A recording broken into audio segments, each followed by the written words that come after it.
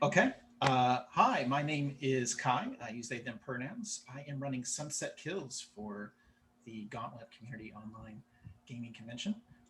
With me today are some great gamers who will be um, playing the roles of monster hunters in a town called Sunset Hills, Florida. Uh, if everybody could go around and just give the name of their character, their pronouns, and a short description, we will jump into it. Let's start with Jeff. Cool. I'm Jeffrey. I'm playing Annabelle Underwood, whose pronouns are she, her. She is the occultist. I'm sorry, was the, anything else? Nope, that's great. The end. Let's do that. Rod, please tell us about your character. Hi, I'm Rod. I'm playing Penelope Bumpington, this noob, affectionately called Aunt Penny, even to people who are not blood related. And it's a she, her, and an older woman. And I'm looking forward to playing. Awesome, awesome. Brian, could you tell us about Yes. your chosen? I'm Brian, he, him. I will be playing Vanessa, she, her, the latest heir to a long-running family of werewolf hunters. Okay. And Kay. Hi, I'm Kay. I use she, her pronouns. And tonight I'll be playing our monstrous Benry. He uses he, him pronouns, and he's a hybrid shifter. Fantastic. So, Sunset Hills, Florida, a sleepy college town lucky enough to have its own indoor mall, zoo, and minor league baseball team. Unfortunately, it's also unlucky enough to be situated over the Shadow Gate, a nexus of supernatural energies and a portal used by demons to enter our world. Thankfully, Sunset Hills is home to a small band of heroes willing to battle the monstrous forces that would take over the world. So, let's start with Penelope and Annabelle. You are standing in front of a large mausoleum at Rosewood Cemetery. It's dark, the moon is out, and there are clouds going by. And unfortunately, there are now zombies walking their way towards you. Your companions, Benry and Vanessa, are on their way. Um, Penelope, Aunt Penny, what as they start stepping forward, and it looks like they're going to reach for you. What do you do? Are we talking slow moving zombies? I hope. Yeah. Like Right. rotting bodies, like moaning. But there's a lot of them. The cemetery has risen forth. I'm pulling on Annabelle's sleeve. Annie, we got to get out of here. Uh, I'm basically trying to. I'm not a very fast moving person. I do look around, make sure I'm not backing into one while I'm trying to pull Annie away as well. Okay. Annabelle is completely unbothered. She is like, honey, no, take a moment and enjoy this. Normally, the monsters we fight are so much faster than this. We have a chance for a cocktail. The sun is setting. Enjoy yourself a little bit. And she's like full on shaking a cocktail and making a martini in the middle of all this. Okay. You need to learn to live, sweetheart. Life is for the living. Well, yeah, but I pick up like a fallen tree branch and I'm just like smacking the zombies in the face. Oh, so barbaric. Okay. Well, it doesn't sound like you're doing very much to ward off the zombies, but I'm like slowly walking away, but still actively shaking a drink. So I have a move yes. that lets me jump in. Can I use that? In just a second, I was just hoping to Okay. get one of the two of them to roll dice just to get get it going, just to make Okay. sure everybody understands. So, Annabelle, it sounds like you're doing something risky, which is trying to make a cocktail while being pursued by zombies. You could very Yes. well be off on the proportions. This is Why do- important. which stat would you like to roll with? Cool, sharp, tough, or weird? If I'm being honest, I think this is a cool roll more than anything, which is not my best stat, but Okay. So why don't you roll 2d6 and add nothing? okay. A That 7. is a mixed success. Okay. So with a 7,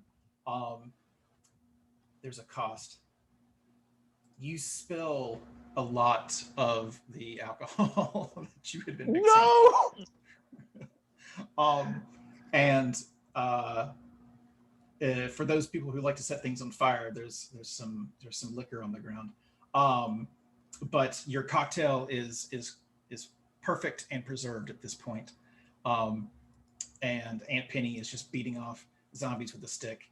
So let's jump into. Yeah, it is pretty weird. To be fair.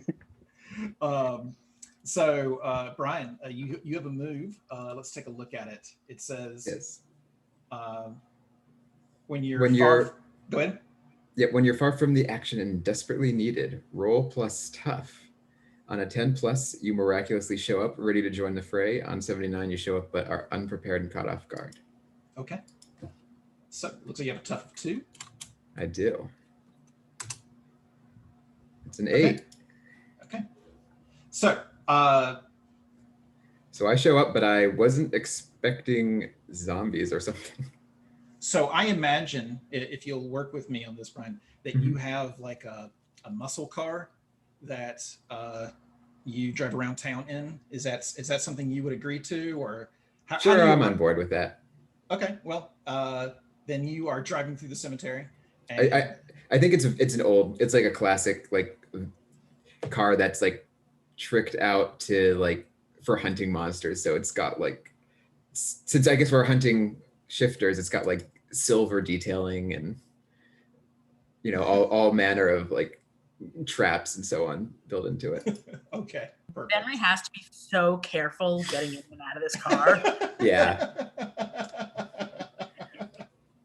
Even the seatbelt will make you feel uncomfortable. I love it. Okay. You show up, but you are unprepared or caught off guard. So how would you prepare for a zombie uprising, Vanessa? What would you have done?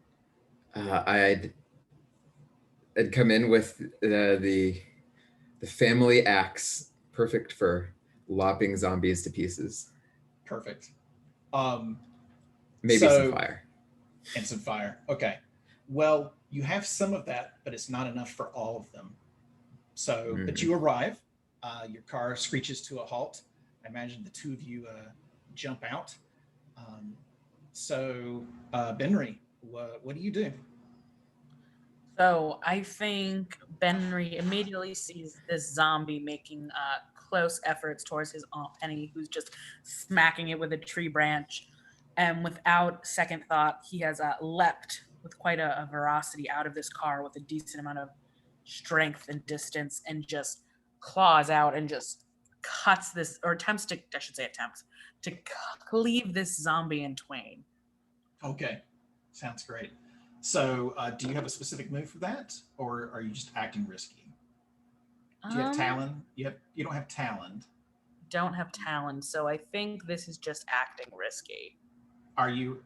But you're not revealing your monstrous form, right? No, I think I'm just claws right now, so I don't think that would count. Okay. So which stat do you want to roll with? I'm guessing tough. Yeah, this feels pretty tough. Okay. Roll 2d6 plus 1.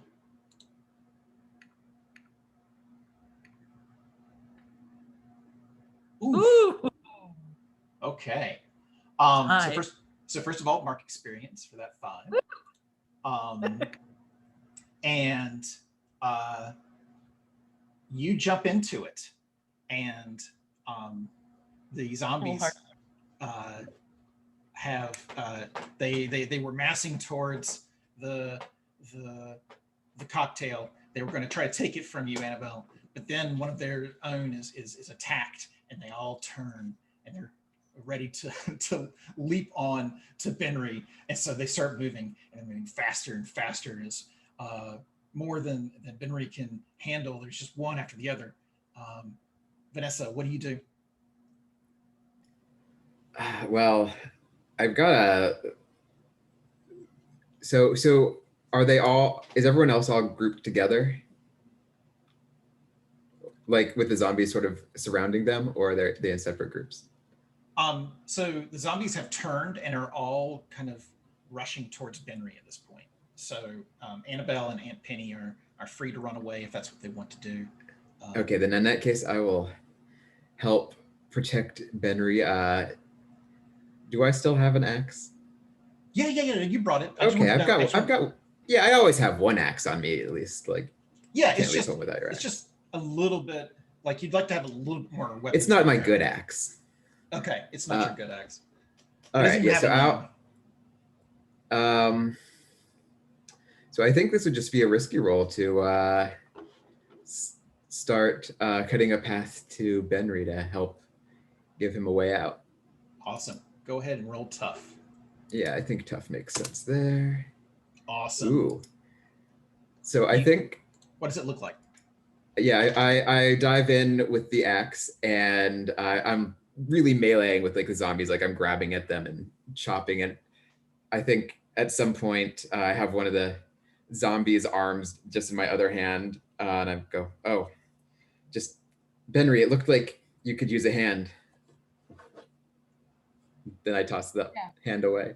I think he like grabs the hand as you toss it, and he's like, "Yeah, I really could have used this," and like lobs it at the face of another zombie.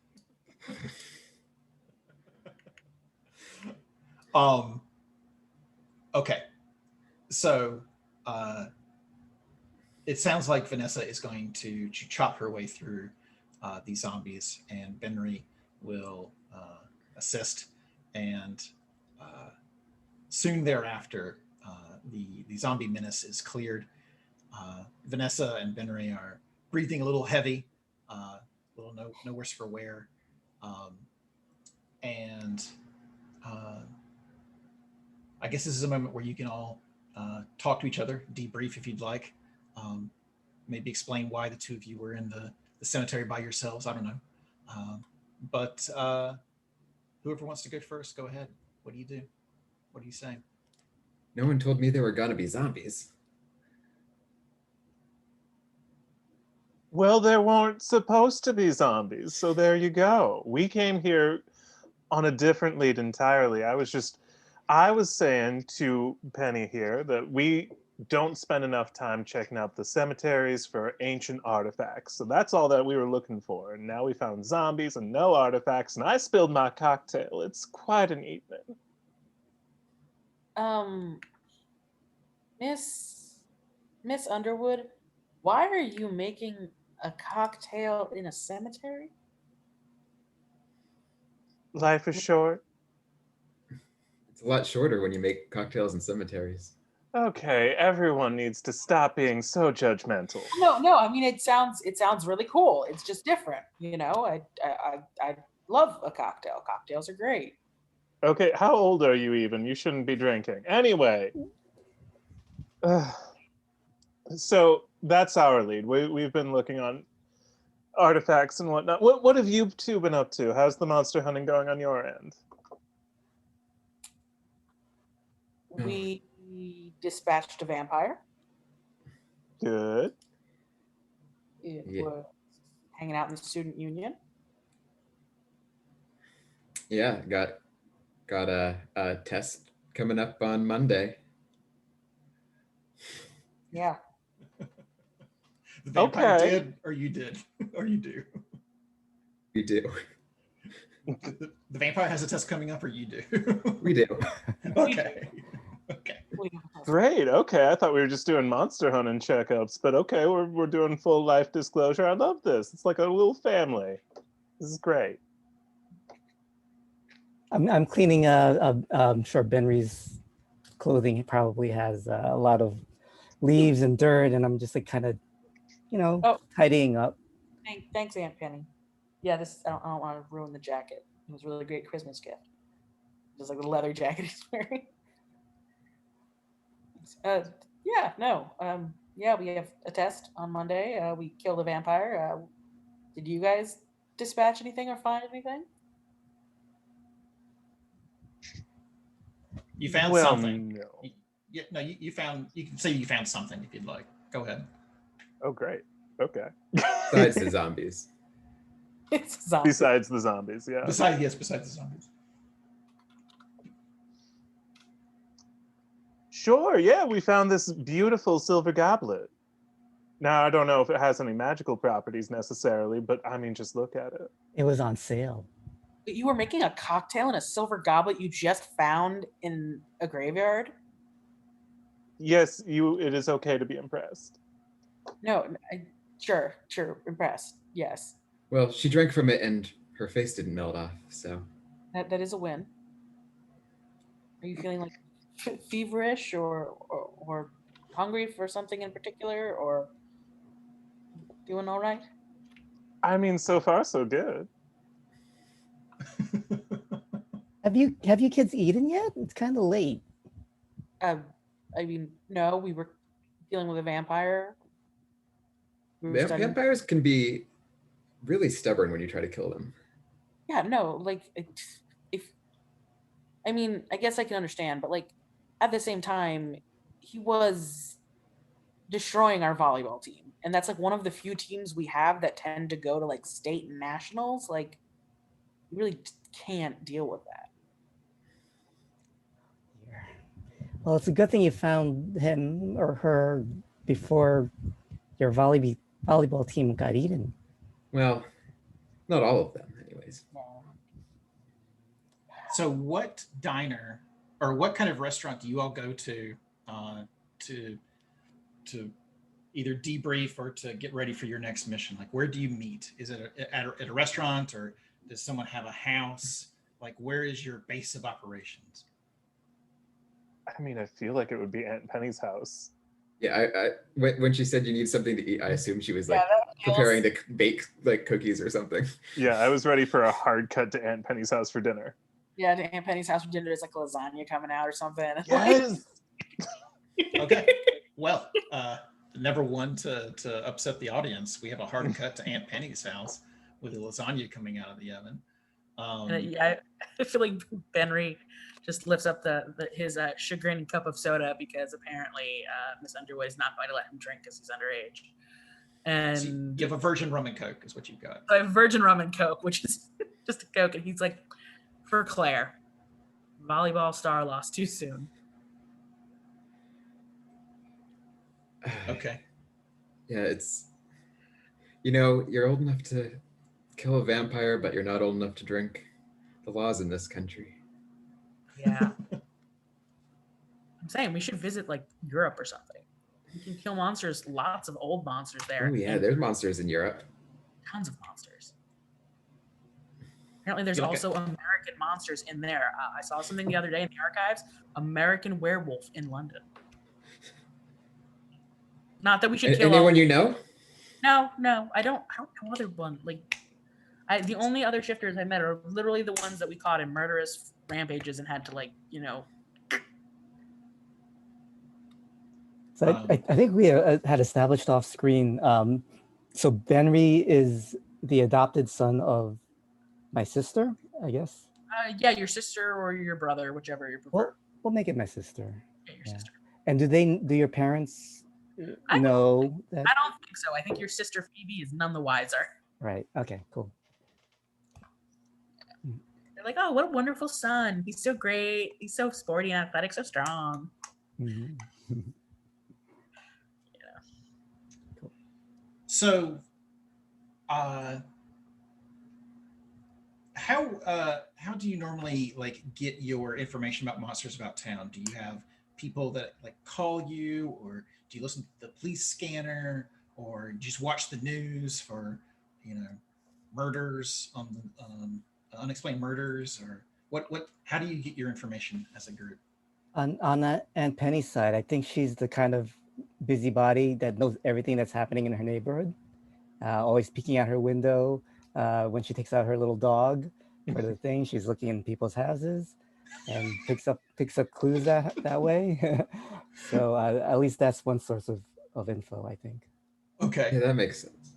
I mean, I think also like the Aldegonda family like archives have all sorts of information about monster hunting, which I don't necessarily have time to read because I'm too busy going out and fighting monsters. But um, I think that if we need to do further research, we can always head there. I imagine sometimes, depending on what they're like fighting, Benry just has a bit of a sixth scent, especially, but also his OG sense, like scent, taste, and things like that, that just sort of hearing that are sharper than the average humans and tend to be tuned in frequency to quote unquote monstrous beings. So sometimes he'll just like hear something or smell something and pick up on something a little quicker because it's going on somewhat nearby. Okay. And I think Annabelle's main lead is she runs a fortune telling business where people can come and visit her and tell her about all the things that are going on in their lives and upsetting. And it kind of works in tandem with Penny's busybody nature of like, we're getting all of the hot monster leads and all of the hot gossip.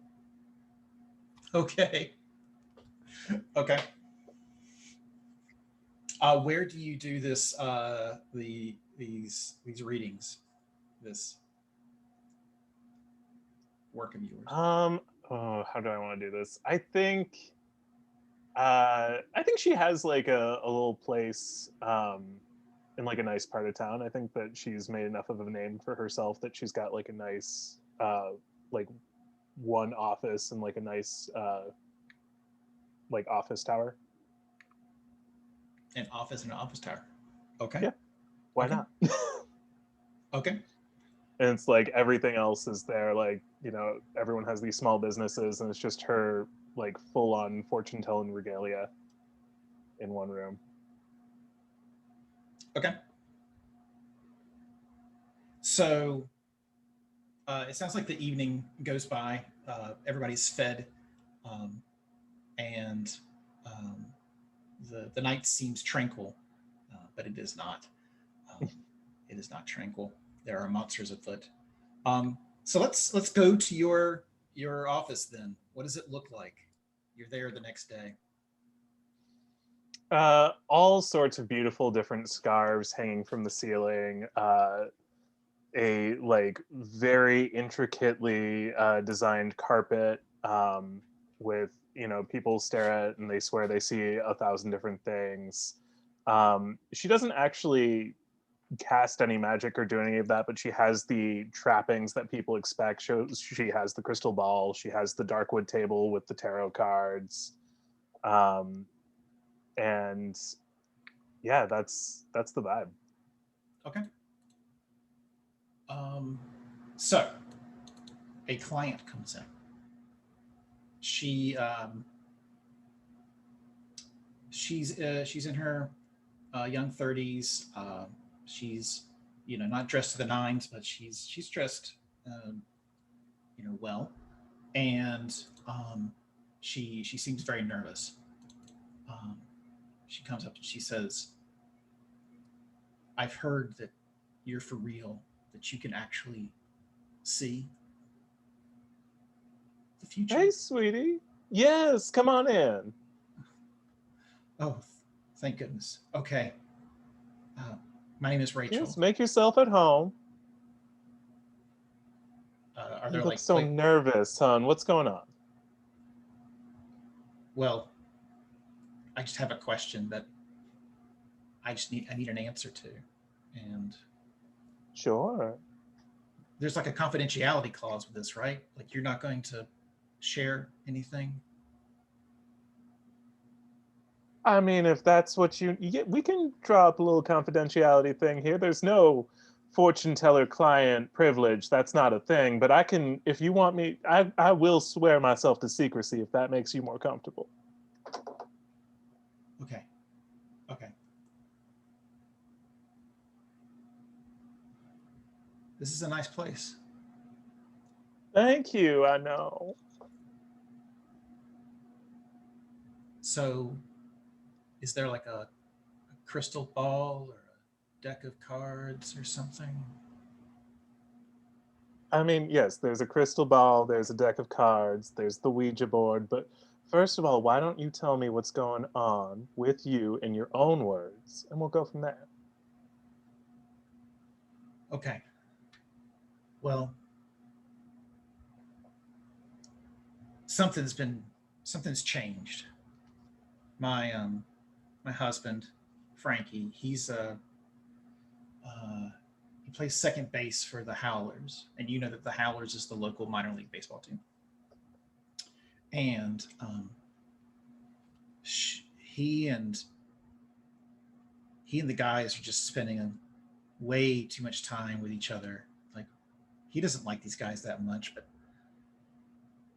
he's changed. He snaps at me. He's just aggressive and mean, and I just can't figure it out.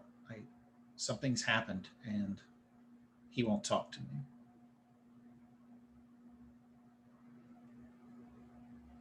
Oh, honey, I'm so sorry to hear that. Well, what's making you come to me instead of a counselor or a therapist? He wouldn't. No, no. Everything is the baseball now. You know, it's getting up early in the morning for exercise and coming home late, having spent time with the boys. You know, he wouldn't. I think he would yell at me or something if I suggested counseling.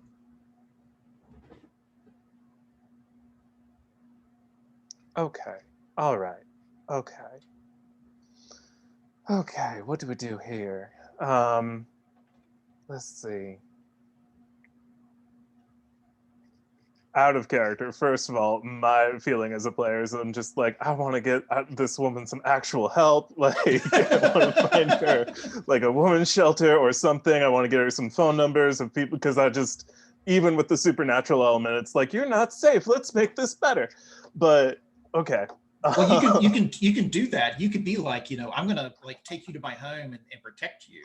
Like, you can do all of that. I was just giving you a chance to be an occultist and do your thing. So. I love it. Yeah.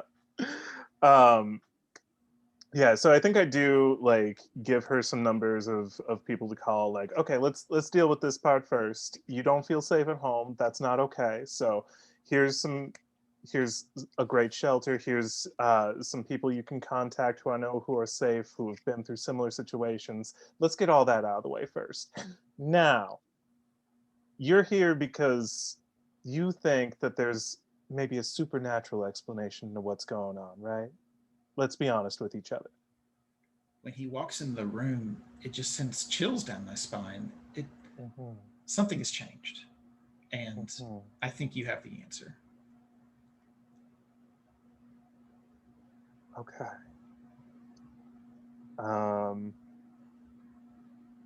Would this be a time for me to use my studious move, or to like get some answers about this predicament? Because I have a hunch that I have a hunch about what this is, but okay. Either studious or risky. I think those are your choices. All right. Well, we have all our trappings. Let's go ahead and go with a risky move here. And I am going to try and, even though I don't have magic per se, turn to the cards and do a tarot spread and flip some cards for some answers here. And that's how I'm going to do my risky move. Okay. So what could happen if the dice go wrong is, well, one way or another, you're getting a vision, and how it affects you is what the dice are going to tell us what's going to happen right now. Cool. Okay. So let me give this a roll. I think I'm being weird here, so I'll add +1. Sounds great. Wow. Okay. Yay! That was nice. a 10. So you are in complete control of this vision. It doesn't overtake you. It doesn't overwhelm you. It doesn't knock you back or anything like that. Is this the first time you've gotten a vision from the cards, or is this a common thing for you? I think there have been like glimpses, but I think this is my first real vision. Okay, awesome. So you the you're looking at Rachel, and you've pulled out the cards and you're examining them, and the table and the cards in front of you dissolve into mist, and you look up to where Rachel should be, and there's just mist, but it starts to clear, and you can hear sounds, you can hear people yelling, you can hear the crack of a baseball bat, you can see the stadium, and um, you see uh, a young woman, a teenager, and she's uh, she's yelling and arguing with what you can see is one of the baseball players, and then um, everything goes red, and then she's Mm. on the ground, and then you hear the growl of some predator, and then the vision clears, and you're back in the room with Rachel.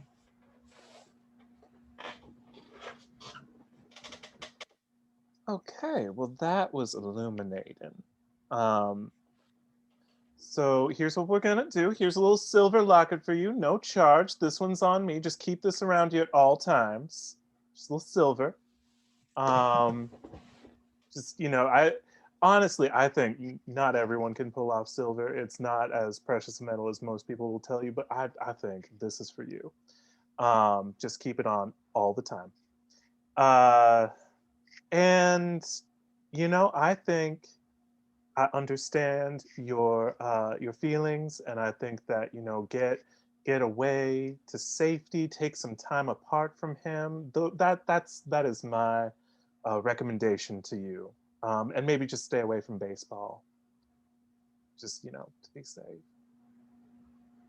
And she nods her head, and she looks a little disappointed, but she takes the necklace, and she pulls out the numbers that you gave her, and she nods again, and she stands up and she says, okay, well, I've got family in Tallahassee. I'll go visit them, and I'll call these numbers. Okay, are you unsatisfied with your service here today? Because I cannot take another 1-star Yelp review.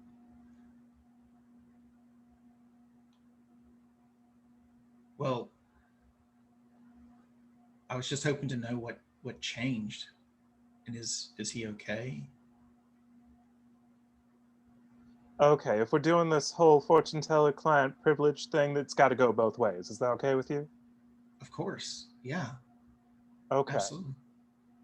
As far as I can tell, your husband is what we call a shifter. It's, think werewolf, same kind of principle.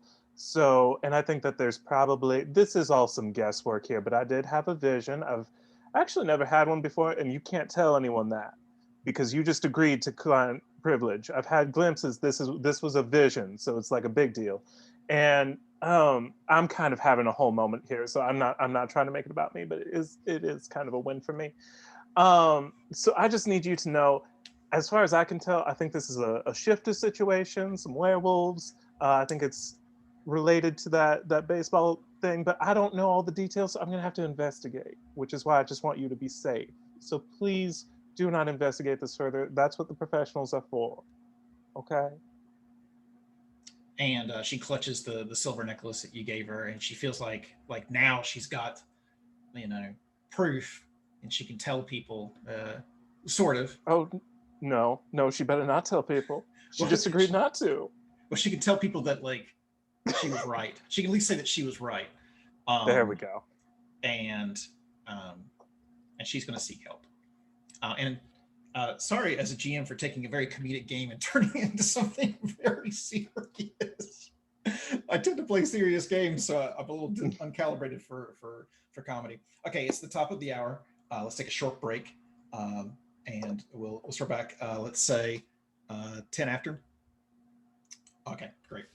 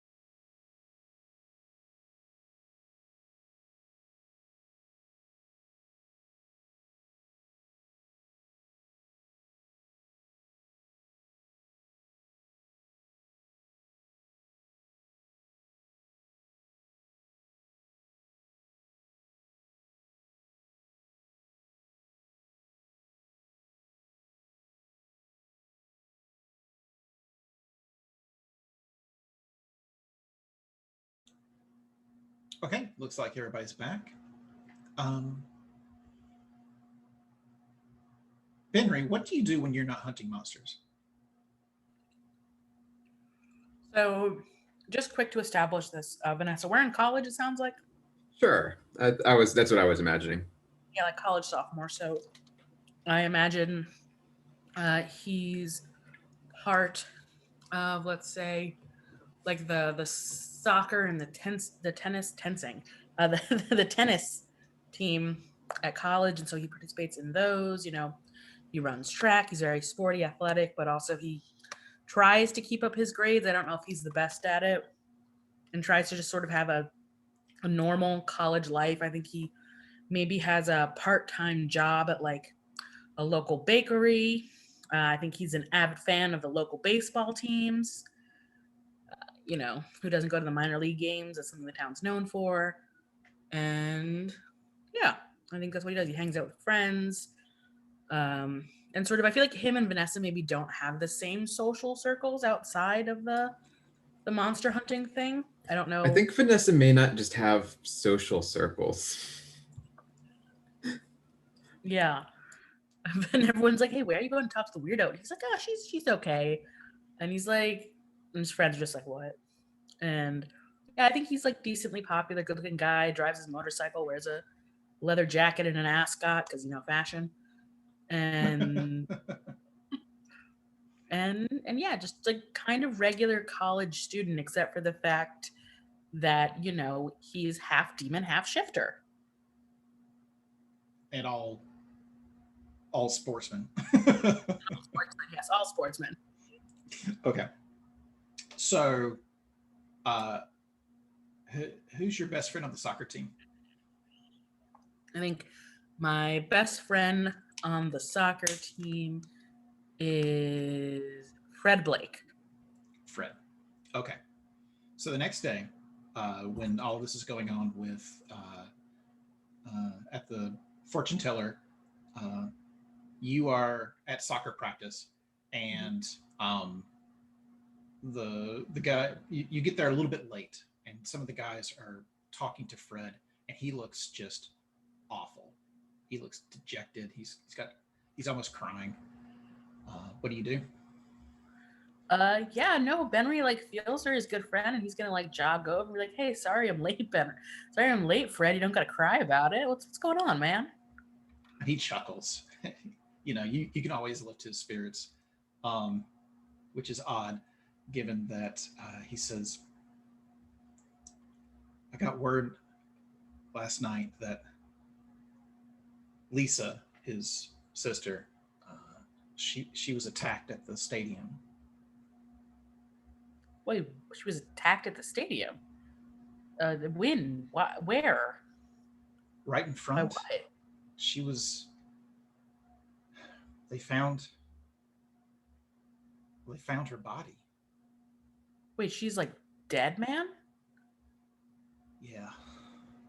I think like Benry like pulls him into like a really tight, crushing hug, and is just like, "Hey, I'm so sorry, man. That's terrible." At this, and just holds him for like a solid minute or two, and then sort of like pulls back and like uses his thumb to wipe Fred's eyes, and it's just like, "Hey, I got you, man. Like, what happened? What do you need?"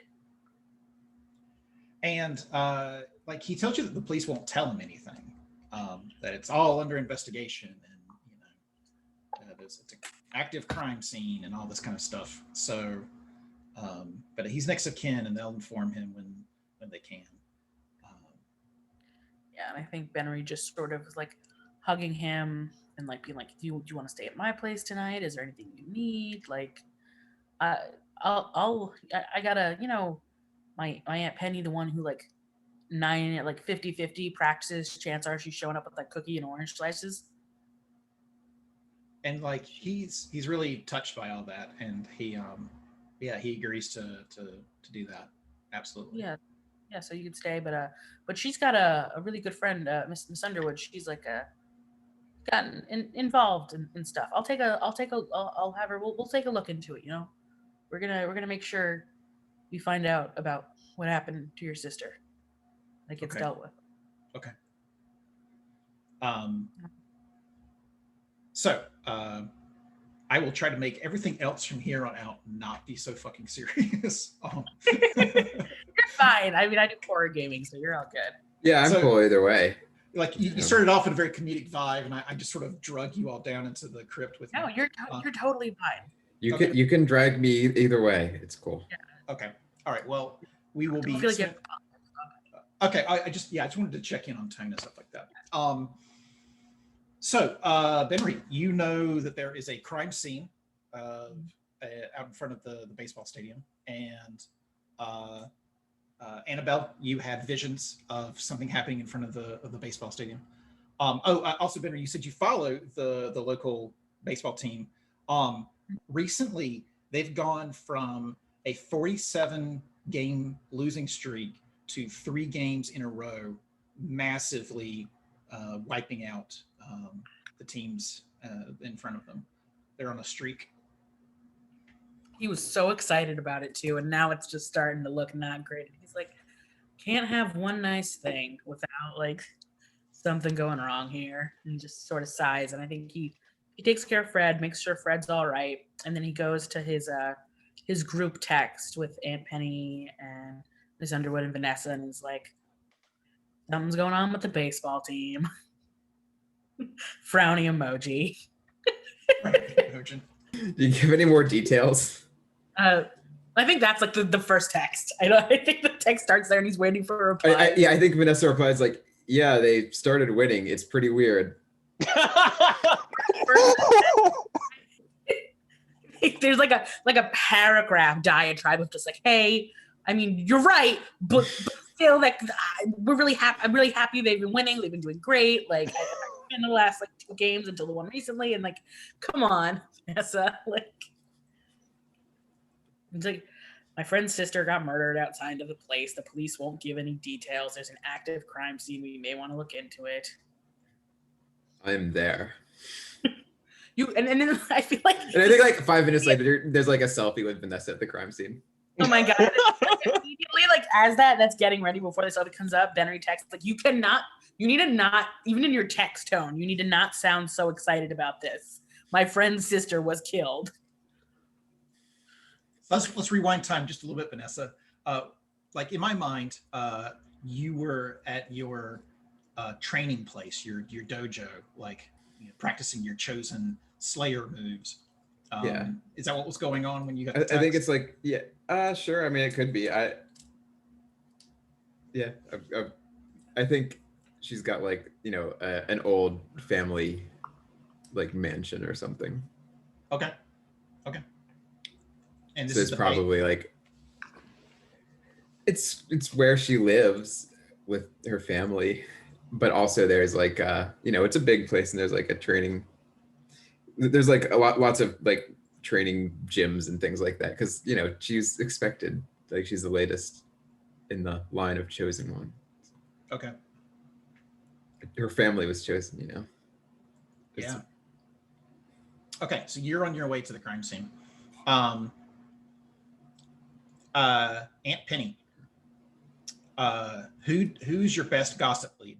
Who do you talk to?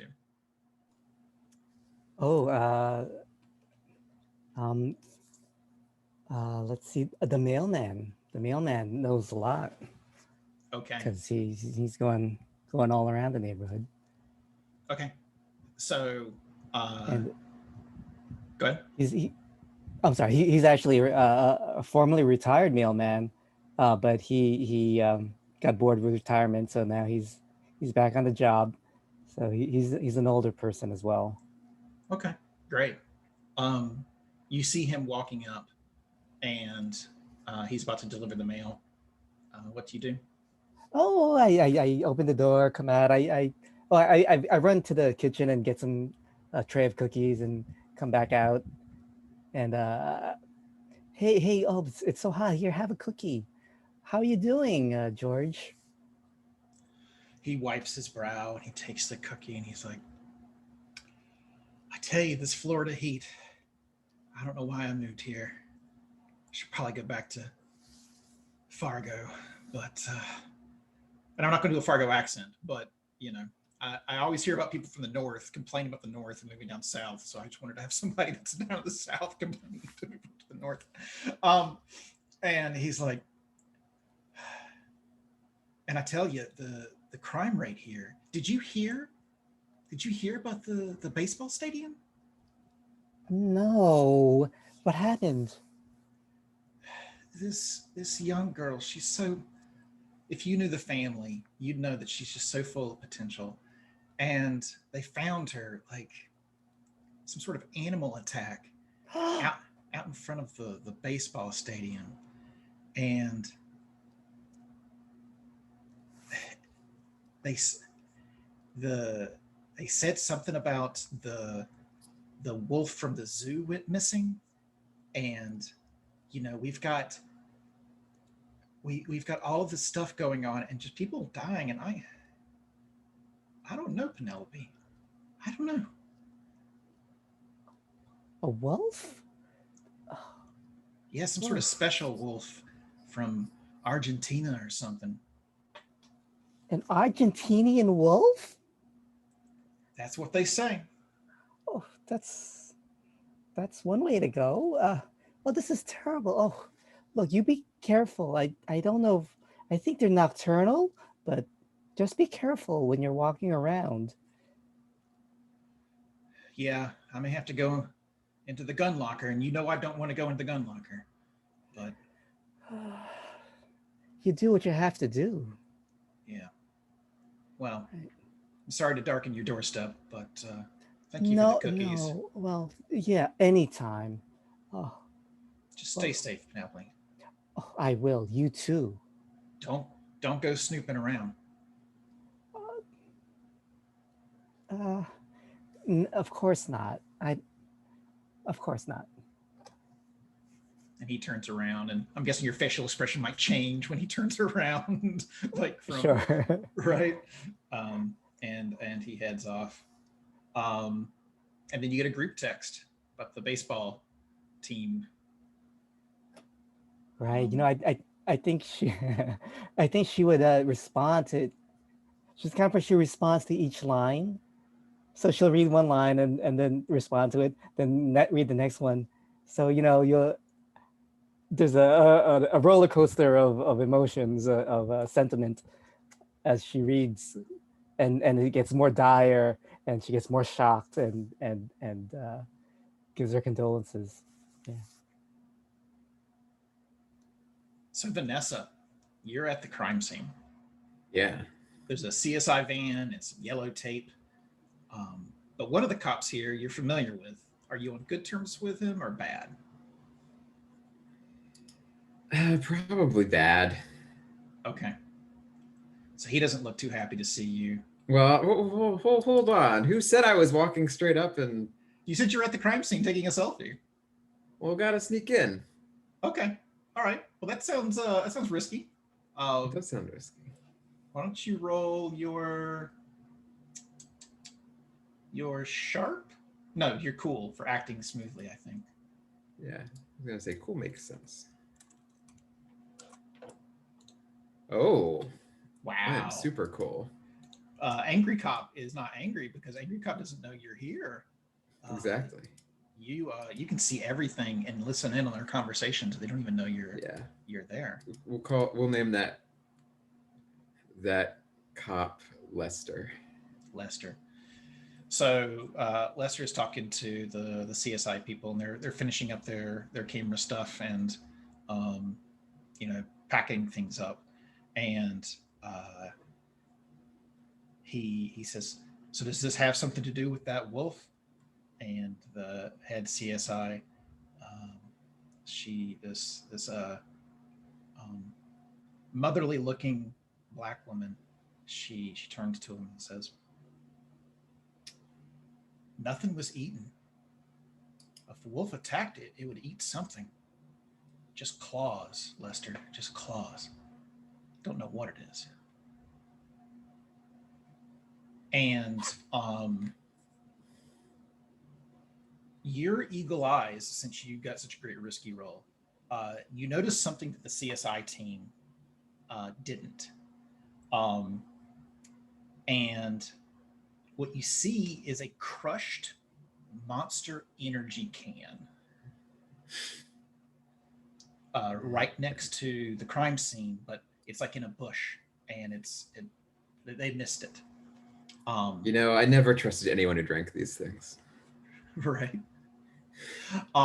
So, as a GM, I'm officially telling you that you have found a capital C clue. And one of the mechanics that's not in this that the author has asked me to try out is there will be a roll at the end right before you go after the big bad. And the more clues you have, the better you'll be at the roll. Each clue you have will add to your 2d6 roll. So you have found a capital C clue. What do you do? Yeah. I will. Well, I think I've probably got about as much information as I'm likely to, but I'll jump into like a back room around here and add to the group text. Look what I found. And a picture of the crushed can, and add the unfortunate victim. Sorry, in like parentheses, like, sorry to hear about it. Sad face. she's overcorrecting.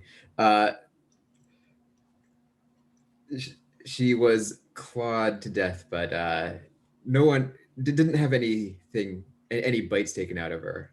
So this wasn't a normal animal attack. Sounds to me like shifters. In parentheses, no offense.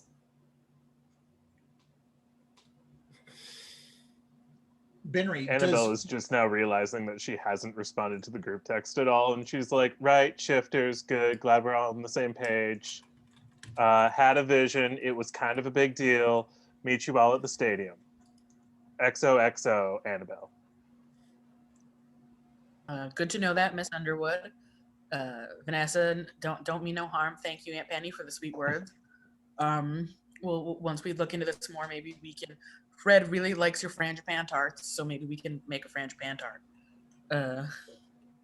And it's just like, if anyone needs a ride, I'm gonna pass both of you probably by the. I can fit at least one of you, if not probably both of you, on the back of my motorcycle. You're kind of teeny. Let me know if you need a ride, Benry. Annabelle was absolutely driving over and like pulls over and gets out of her car and asks for a ride because the idea of riding on the back of a motorcycle is like, yes. Wait, but Miss Underwood, didn't you just drove over here? Just okay, everyone needs to stop being so judgmental. You only live once. Right. I'm going to live it right. Yeah, no, that's fine, Miss Underwood. Just hold tight to my middle, and he's gonna he's kind of nervous, because I think he offered, not thinking that you would take him up on it, and he just takes her hands and puts it around his waist and makes sure her hold is tight enough, and then since she said what she said, and he wants her to think he's taking her seriously, he's gonna speed off real fast and pop a wheelie, and this is the best day of her life. She loves this. Real zigzag, just barely avoiding breaking the rules of the law. Not that there really are road rules in Florida, but yeah, just pop a wheelie and bring her to the stadium. Okay. So everybody's headed to the stadium. Great.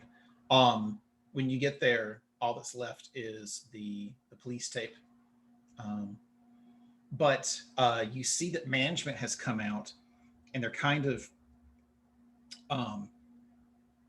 they're trying to move the police tape a little bit to make sure that you've been listening to them, Vanessa. They're like, we're winning. We've got people in the seats. There ain't no way this is stopping us. And so they're moving the police tape to make sure that people can get into the stadium, that the entrance isn't blocked or whatever. So capitalism. I knew it was suspicious when they started winning. Don't say that. I was, and Benry pulls his jacket a little tighter to conceal like the jersey he has under it for the team. Just like zips the leather jacket. Who is your which position is your favorite player? Oh, I think he loves pitchers. Ridley. Ridley is the name of the pitcher. Ridley, he's a big Ridley fan. He's kind of cocky, but he's deeply religious. He likes to. You'll see him like pray before certain pitches and stuff like that. And Benry just loves his devotion, and that like own it attitude that he has. Because Benry wants to be that kind of guy. Like less the devoutly religious, more like the I know I'm good at this, I own it kind of thing that he really has going. But I think Benry's wants to take a moment as they get there, as he parks. And of course, he gets off first and then offers a hand to Miss Underwood to help her get down, like a proper gentleman. But he wants to take like a deep breath and see if he senses other shifters. Okay. Do you think this is I guess it's my answer. The question goes to me.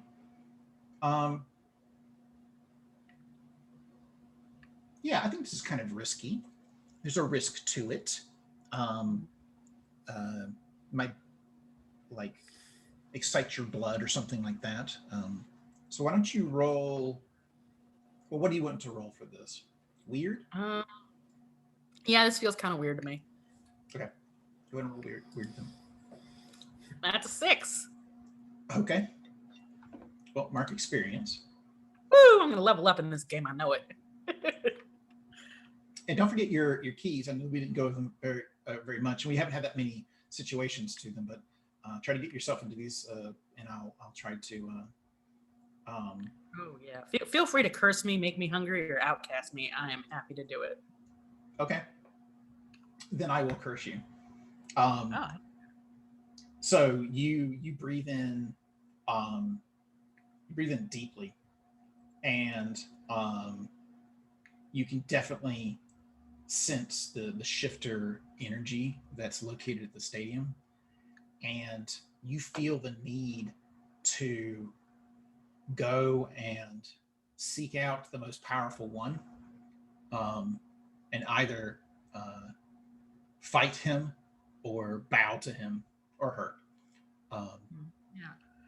So I think Benry like had just let you off, and he was still sort of slightly holding your hands, Annabelle, when suddenly you notice he like stiffens and his head tilts up and his back straightens, and you watch as he takes a deep breath, and then his eyes open again, and there's this telltale shine in them. The pupils just completely blown. And he just lets your hand drop and immediately starts running off in a direction. Henry, oh, boys and their clues. All right. Like keys are still in the motorcycle. Like didn't even take off the helmet. Like he's still wearing it. Okay. All right. I mean, I guess that's more safe.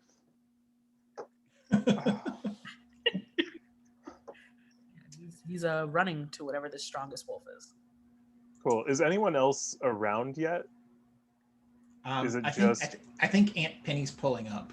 And I'm still by the crime scene, but as I see you arrive, I'm like, okay, I'll just head to them. I found whatever was most interesting here. Oh, okay. Hey, hi, hey. Benry took off running. I think it was a supernatural thing. Maybe we should go after him. Oh, he'll come back. No, Benry could be in trouble. I've got to go. Oh, fine. We'll be right behind you then. No, don't worry. I can handle Benry. Okay, what is with all this going off on our own? Are we a team or aren't we? I'm trying to I'm trying to trigger martyr when you slip off to hunt on your own. Mark the bucks and mark one experience. By all means, do that off on your own while I'm chastising. Yeah, like I think you might try to follow, but I think Vanessa's just using chosen acrobatics.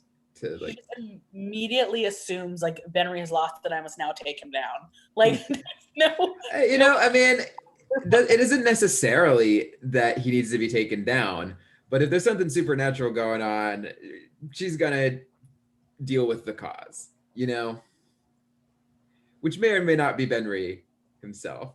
Hope it's not Benry. She likes Benry.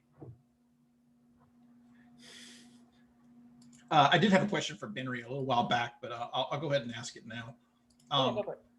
Does Vanessa always start with its shifters when this happens? Or was it just this time? It's always shifters, which sometimes like prickles his skin, and he's kind of like subtly been like, "Hey, let's talk about critical race theory, but for monsters." And it never gets that far off the ground. Perfect. But it's That's always shifters, and it's like, really, man. that's what I Always thought. shifters. Remember, half the time it ain't even shifters. 50%, I'll give you like 46%. It's often shifters though. They breed like bunnies. Yeah. Yeah. Okay. So Annabelle, so Vanessa runs off, and we will catch up to her in just a second. Annabelle and Aunt Penny, what is your MO? What are you going to do here now that you're here? So first of all, to be clear though, Annabelle, you feel very connected to your vision right now. You're standing where it happened, so you're feeling very connected to that. Okay, great. Well, first of all, Penny, how are you? How's your day, man? Oh, I just remembered something, and I take out my phone and in the text I put down, "A wolf escaped zoo," and then I'm fine. How are you? I heard checked you had my a phone because I vision. got the text that you just sent. I'm like, okay, right. No, my day's been great. I had a vision, first real vision, so That's great. that's a big gold star for Annabelle. And I'm feeling very connected to that vision right now because I saw a young lady. She was in an argument with a man, and then everything went red, and then she was down on the ground, and I'm putting the puzzle pieces together, and I feel like it's all starting to click in place, and I feel like right here is where it happened. So maybe we could do some sort of supernatural boogie woogie woo to make this all click into place a little further. What do you think? Oh, maybe we can do some role playing. Oh, okay. I'll be the girl and you be the red thing. I be the red. Okay. Yeah, and you tell me where to stand and what Okay, I do. great. Okay, so she was right over here, and we take our positions. So she was right over here, and then she was having this argument with this man over here. It was a guy in the vision that she was arguing with, right? Yeah. Okay, and so he was like this, and I take on his posture. Yeah, I don't know. Should I roll risky to make this something happen with this reenactment? Yeah, let's do it. Okay, cool. I think this has to be weird. Cool.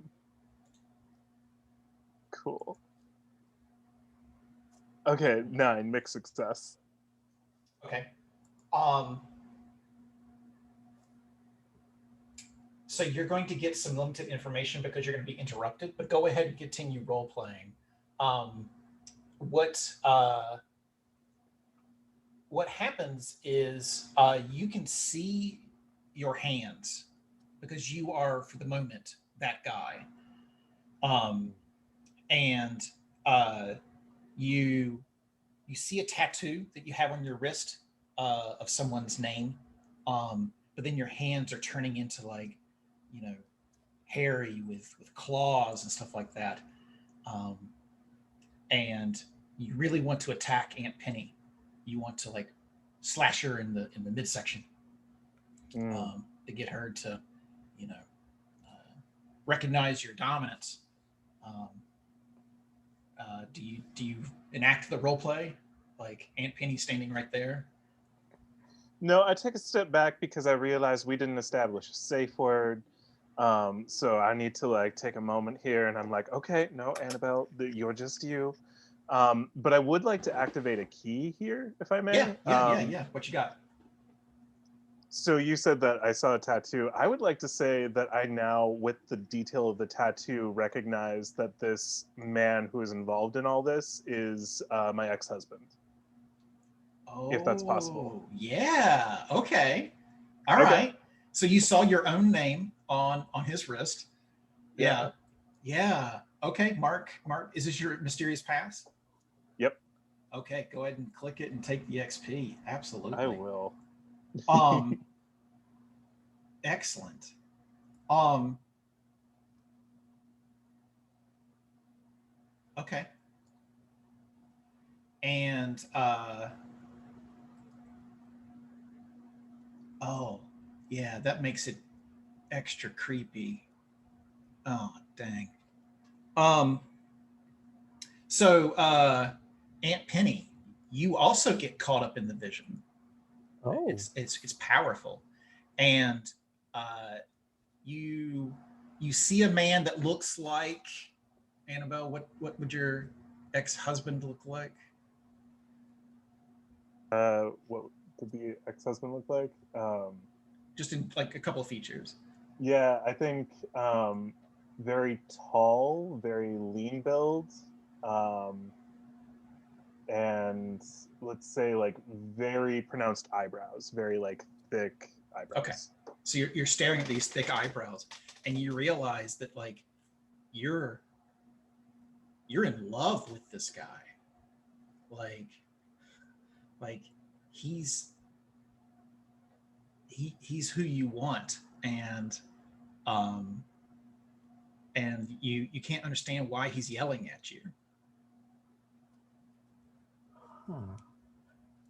So, so I've been friends with Annabelle. Um, do I recognize that it's her ex-husband? As a Uh, snoop, I say 100% you yeah. recognize her Okay. ex-husband.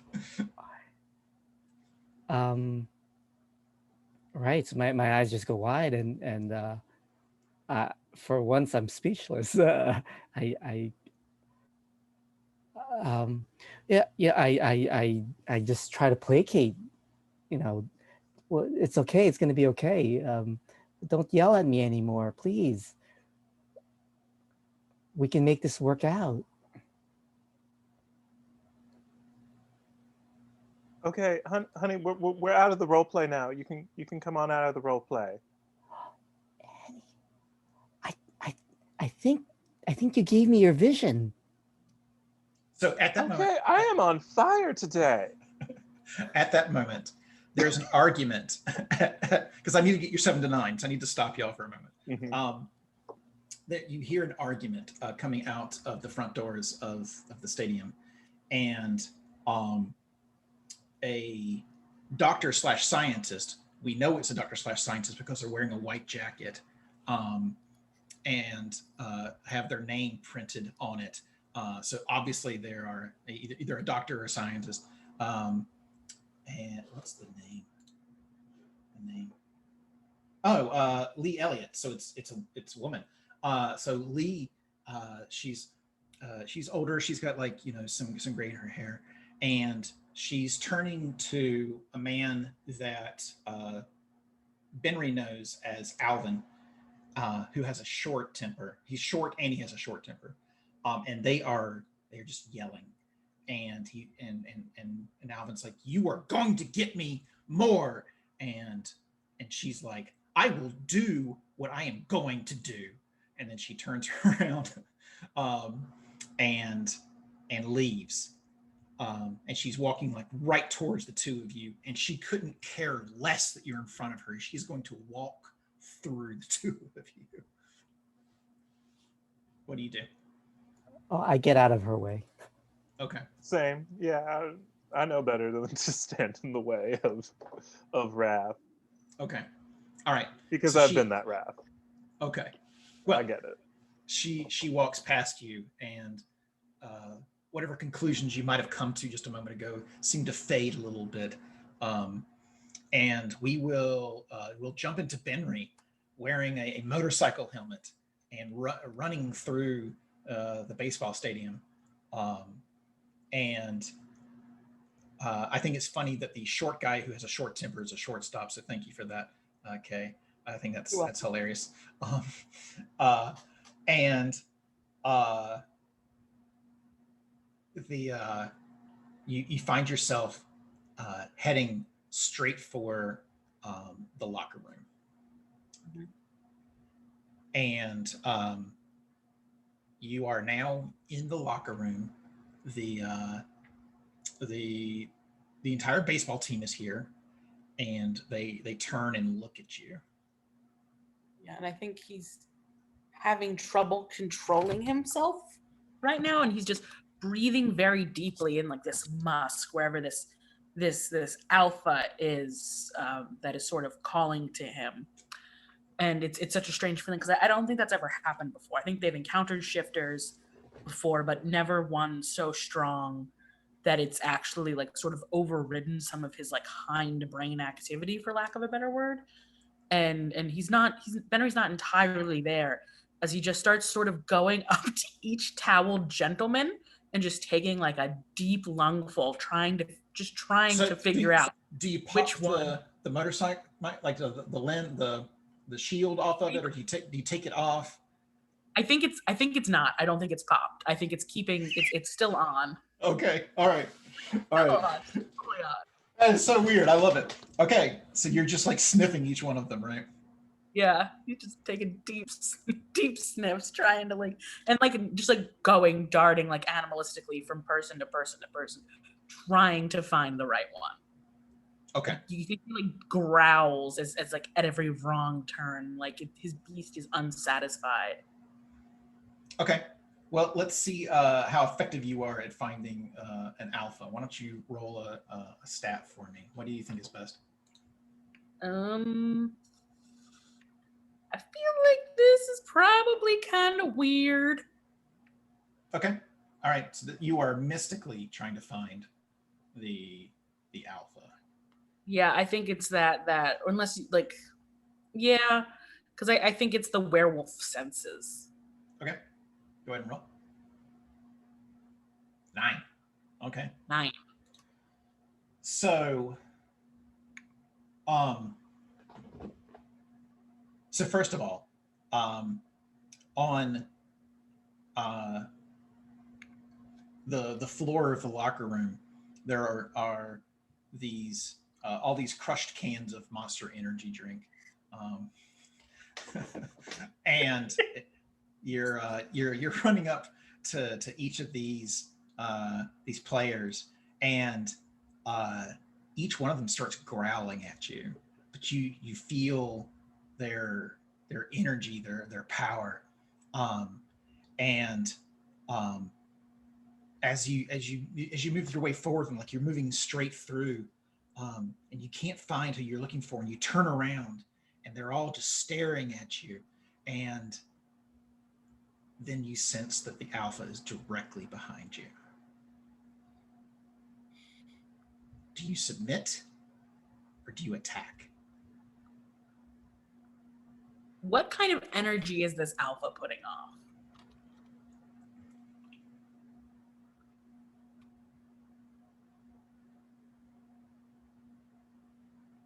Confidence.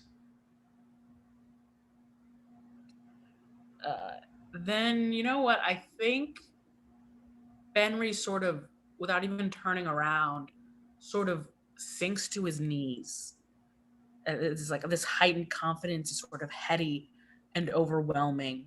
And I think when he drops the, because he had started to take the helmet off before, so it had like the tassel had been undone, and it falls off. And I posted the image. He doesn't have a full werewolf shift because he's not a full werewolf. He's also part demon. So it's sort of that like snarl face. I posted an image of what I think it would look like, which is kind of the Teen Wolf face from, werewolf shift, which is demon and werewolf. Come at me, Jeff Davis. And I'll share it for the people viewing at home. Let me see. Oh here. yeah. This is not a full werewolf shift. And yeah, There we and go. so There we go. This is what yeah, everyone's. something like that. So like the helmet falls off, and it's clear the wolf has sort of taken over here, and that Benry is not present as he's completely bearing the back of his neck and his throat on his knees to this alpha, the first sort of scent that has come to ever be like pack and appeal to his beast. Okay.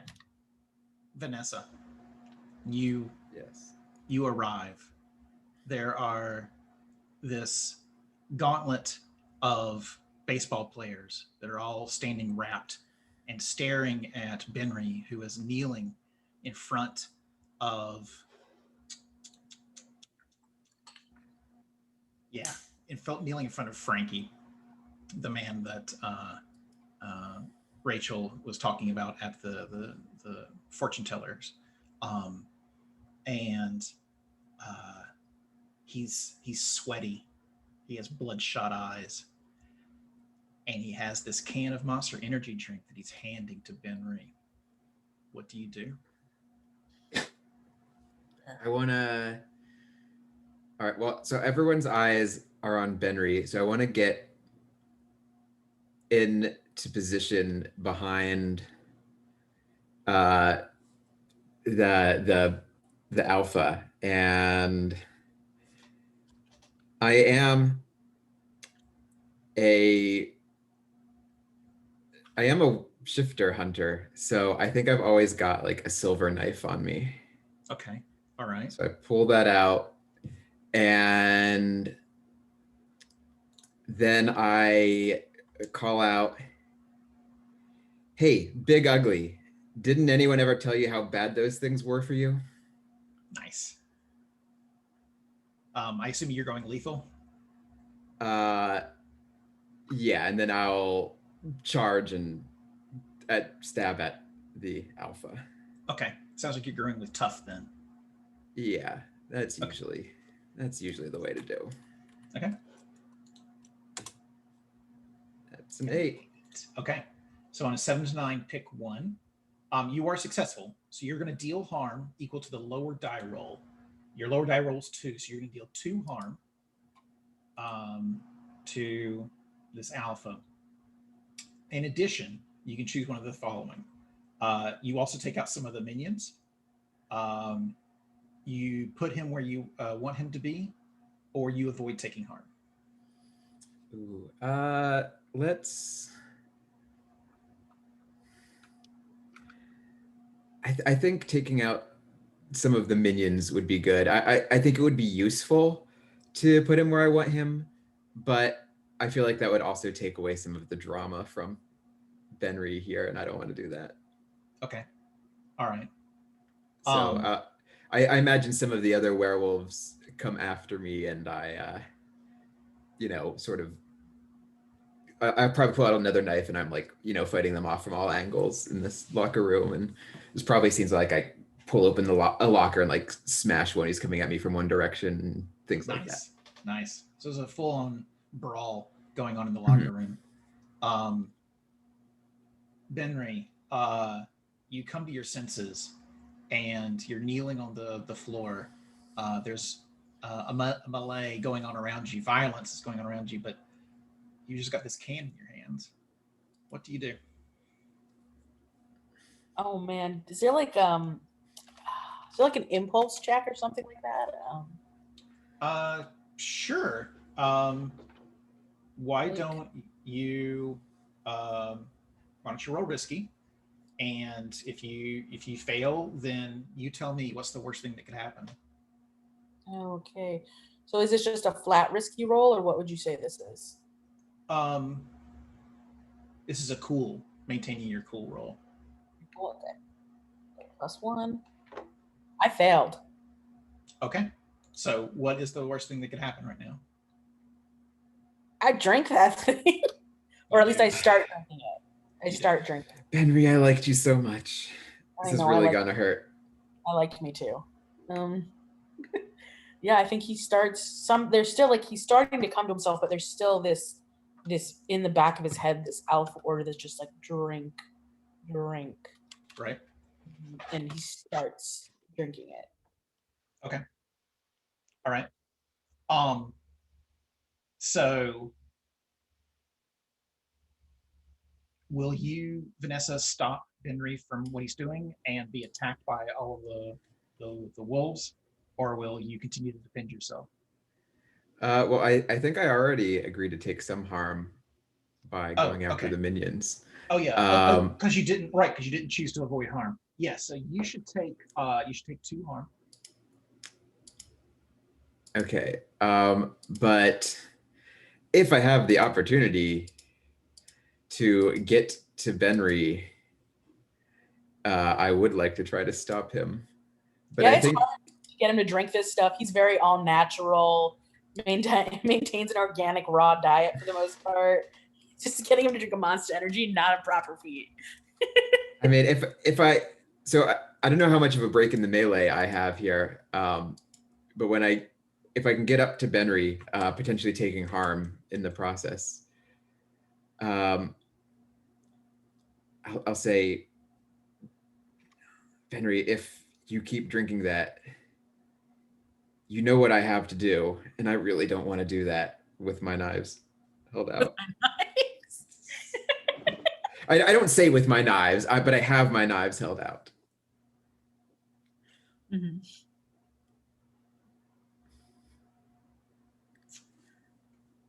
Do you do anything specifically other than saying it? Do you knock out? You look at him pleadingly. Do you put a hand on him? Yeah.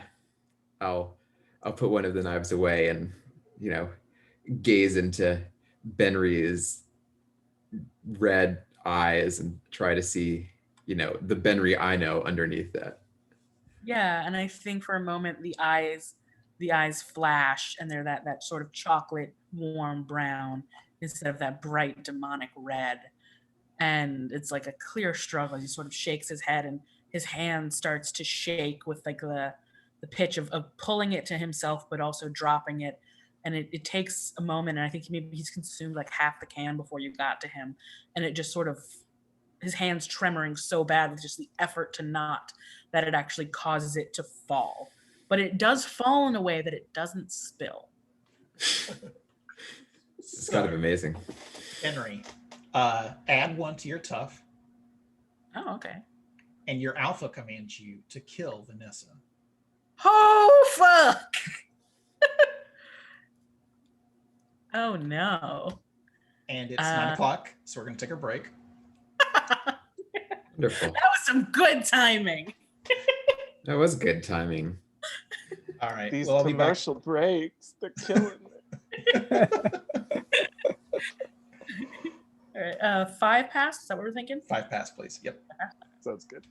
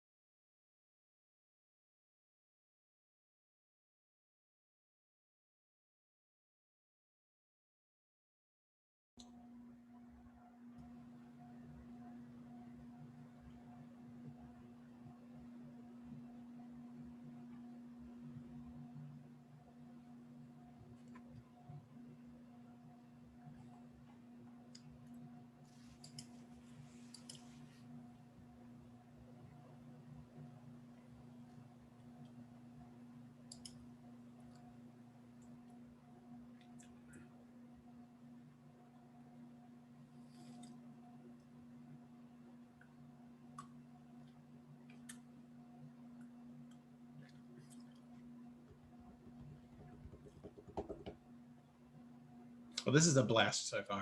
I'm really enjoying myself. Y'all are great.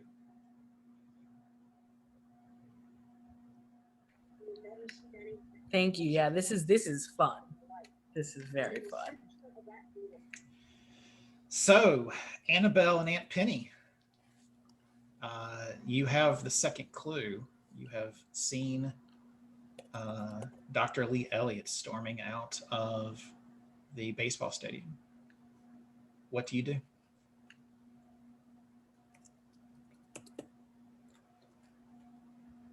Okay, so Dr. Lee Elliott, that's the woman who brushed past us.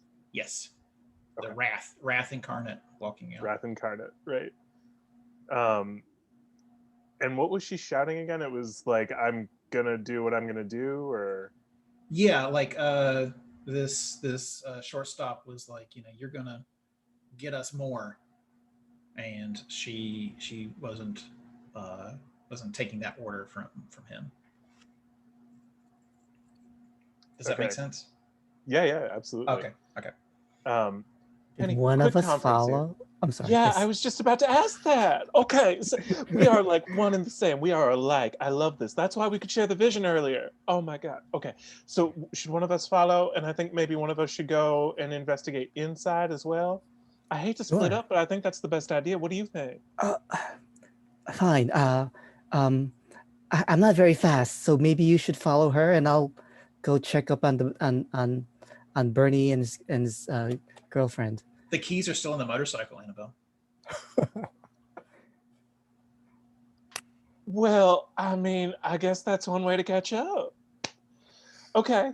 All right. I have a plan. So you go and check on the kids, make sure they're okay. I'm gonna ride a motorcycle because I've never driven one before. Be careful. Oh, I will. I've got a helmet.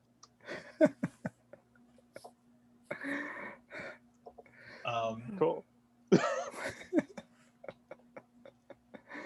Man, so this is. I'm looking at your keys, Rod, and it looks like we could have done something with them. You've got bait here where you could get captured, but there's also the someone coming along with you to do it kind of thing too. I don't know. I feel like we've missed a chance here, maybe. Right. Okay, I'll keep them in mind, definitely. Yeah, definitely. Okay. Right. Okay. Well. Uh, let's see how at least the beginning of this happens. I think I need a cool roll from you, Annabelle, to ride a motorcycle. I'm assuming for the first time, but maybe you have a mysterious past where you've ridden motorcycles before. I mean, I've already used up the mysterious past, so no, she's I think she meant it when she said she's never driven a motorcycle before. So Oh, okay, got it. Let's give this a roll. It's going to be a cool roll, so that's +0. Oh, is that a 6? Oh, that's a 6. Well, mark experience. I will. Okay.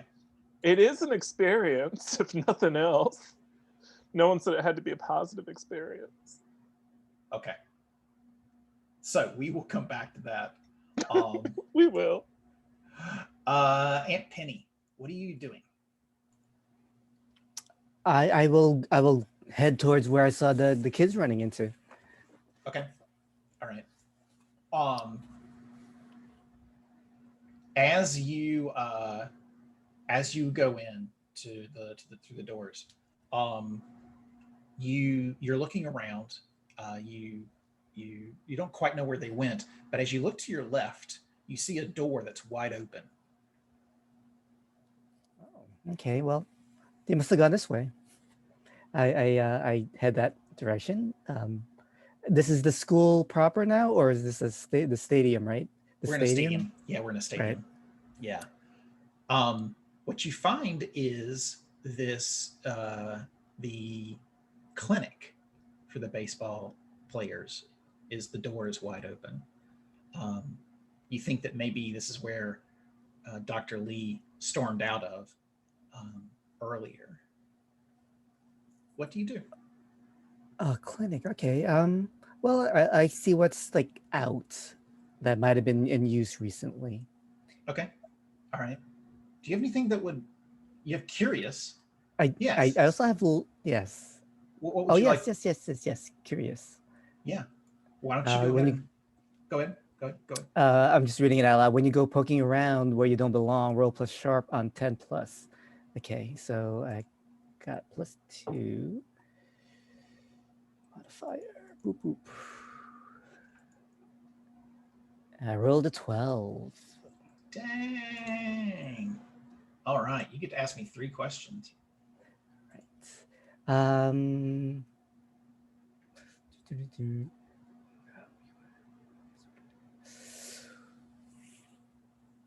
Ooh, who or what here is not what they seem. So you find yourself poking around, and there is a small little lab in the clinic. There is a rack with tubes of blood in them, with like you would get drawn at a doctor's office or whatever. Mhm. But as you get closer and you pull one of them up, you realize that um, instead of having a patient's name or anything like that, they're just labeled L, the letter L. Okay. And they are definitely not human blood. Oh, I will take one. Definitely. Okay. I mean, are there enough that one might not be easily missed? There are 3 of them, 3. all of the same color. So, you know, whatever tests would be, if the top of the tube would indicate what kind of test it is, it would all be the same test. But yes, go ahead and take one. Is there an empty tube? There's an empty tube as well. Sure. Right. So I'll pour a little from each of the 3 tubes into that, so that it won't be necessarily obvious. Got And it. I'll take that. Right. You make a cocktail. Got it. All right. You got 2 other questions. 2 other questions will be, what happened here recently?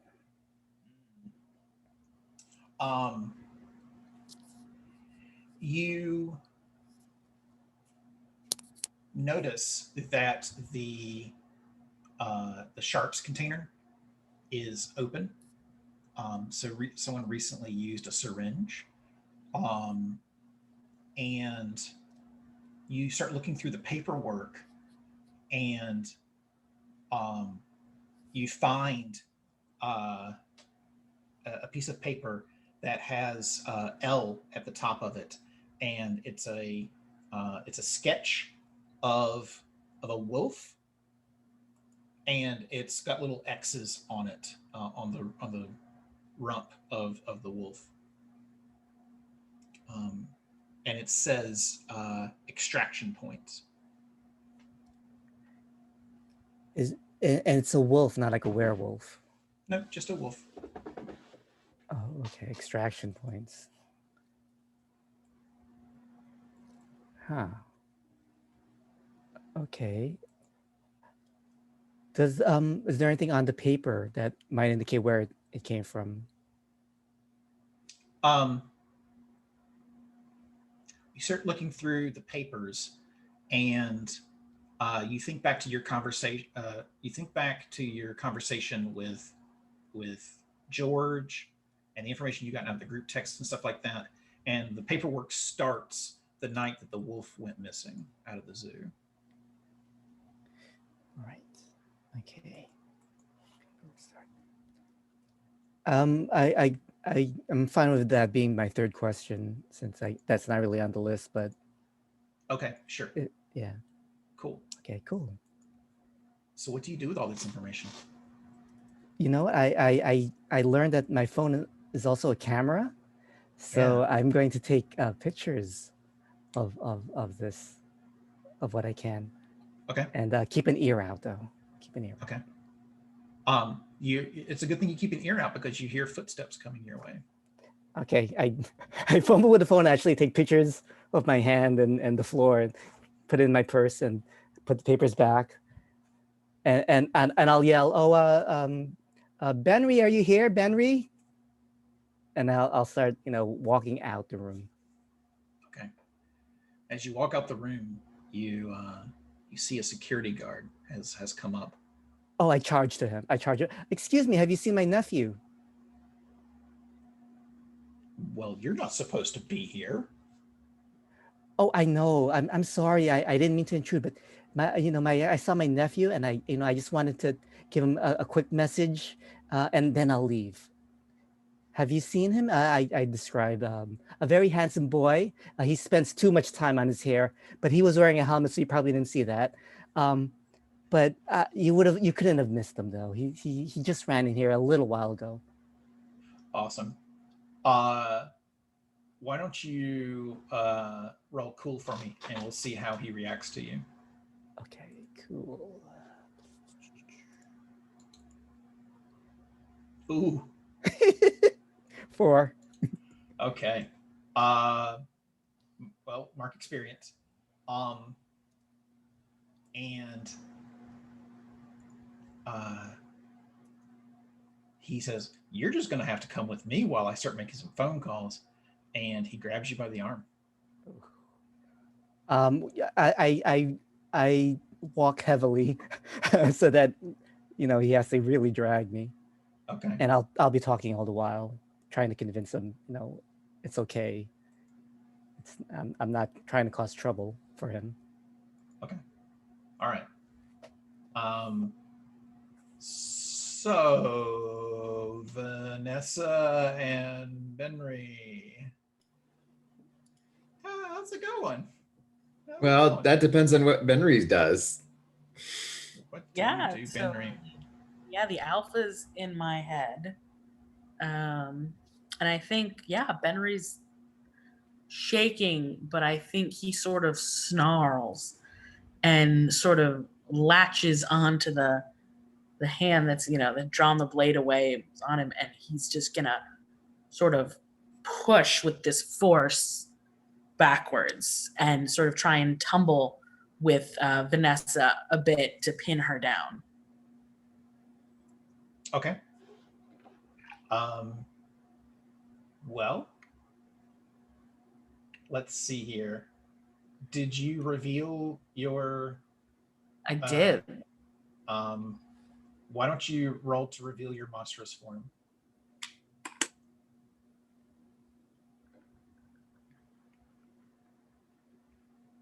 Okay, so weird.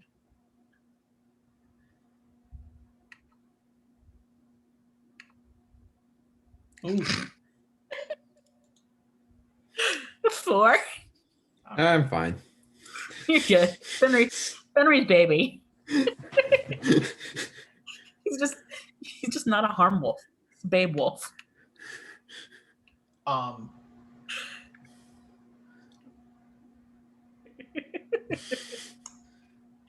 So your intent was to become a monster and do monstrous things to Vanessa, and the exact opposite happens. You become human again.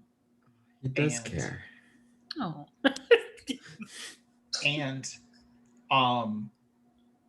you are left with one absolute certainty, and that is that man is no alpha. Is not the alpha. But he's expecting you to be in a tussle right now. So are you gonna Fofford and Grey Mouser pretend? Yeah, so I think I'm gonna lean in and whisper and just be like, go with it. I think we've probably sparred before, so I think we're just doing our regular sparring thing. Sparring, and it's very acrobatic and flexible, and all these twists and turns and rolls. Oh yeah. It's whoa, how'd they bend over that bench? Damn. Oh yeah, there's a lot of leaping about and running across walls and stuff. It's normal sparring. It's ridiculous. It's half dance, half sparring. Yeah. It's a moment where their hands touch and they just But since this is what got previewed last week was this big fight, and everybody's just been waiting for this big fight. They just didn't know what the context of it was. Mhm. And so you like really pull out all the stops. Is your goal to put Frank into a position where you can do something, or is your goal to escape? Put Frank into a position to do something. Okay. Well, why don't... Who's leading? Who's the lead in this dance? I mean, I think one of us could do the setup and one of us could do the knockdown, maybe. That's what I'm talking about. Yeah. So who? Oh yeah, if you want to do the setup, then and I'll do the knockdown. Would you prefer that? I can Yeah, I do have, it. I have a fun one-liner. I'm not gonna lie. Okay. Yeah. I mean, I've got lethal, but I'm gonna give Benry a chance here. Okay. So, I think you're being... Oh, you don't have that move. Okay. Whoops. Okay. So why don't you roll risky for me and describe what you do to set Benry up? Yeah. So we're sparring, but as it goes on a little longer, and they perhaps let down the alpha perhaps lets down his guard a little bit. We end up tussling closer, and at one point I'll whip around, and not kick Benry back, and basically Benry will end up like right next to the alpha. Perfect. All right. Go ahead and roll for me. Yeah. What am I rolling? Actually, what I'm going to do is I'm going to say all that setup allows Benry to roll with advantage. So I had advantage. Do we have double advantage in this game? Because I also now have another move. Oh, okay. I'll give you a +1 then. So Vanessa gives you a +1. Okay. So what happens on your end? So I think like we're tussling and we're sort of in this position, and I feel like this alpha, like he looks like he's salivating, he's watching, and Benry is disgusted by how this man is sort of enjoying this macabre play that he's set up with these monster energy drinks of all things. Ugh. And as he's gotten closer and he's sort of loomed as if he's going to attack Vanessa, he sort of turns and his hands are taloned out, and he turns to him and he says, "Wolves may have alphas, but one, you're no alpha, but I'm not just a wolf. I'm a demon. Demons have no masters." And I just like shove my hand into, or attempt to shove my hand, just like rake my nails right into his guts. Oh wow. Okay. I'll what happened to Fred's poor sister. Okay. Roll with advantage. Roll 3 dice and take the 2 highest.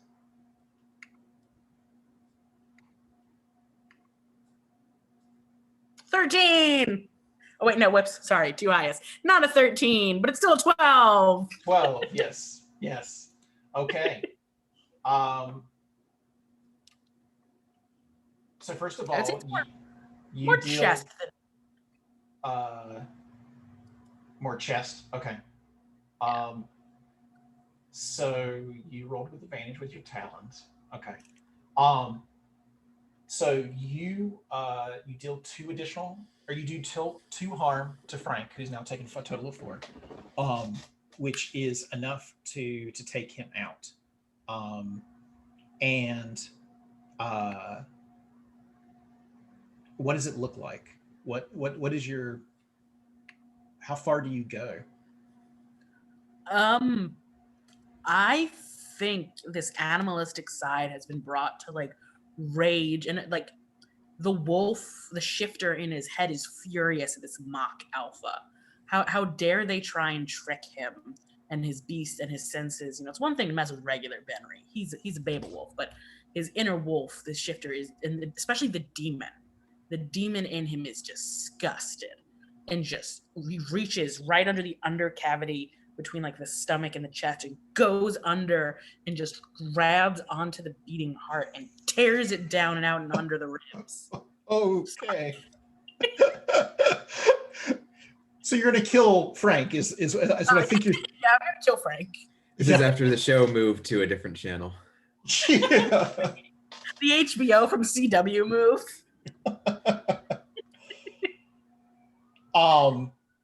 Okay.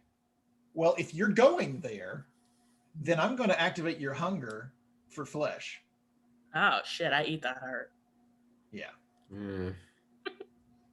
This isn't inspiring confidence in Vanessa.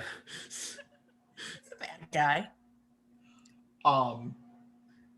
And that scene we will pause and we will flash over to a motorcycle.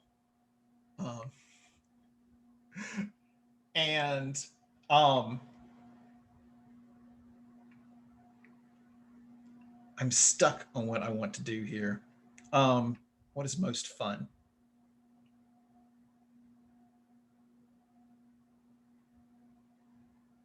Um, would you rather look competent but in trouble, or would you like to look incompetent and have just lost her altogether? Oh. I mean, I'd rather be competent and in trouble. Okay then.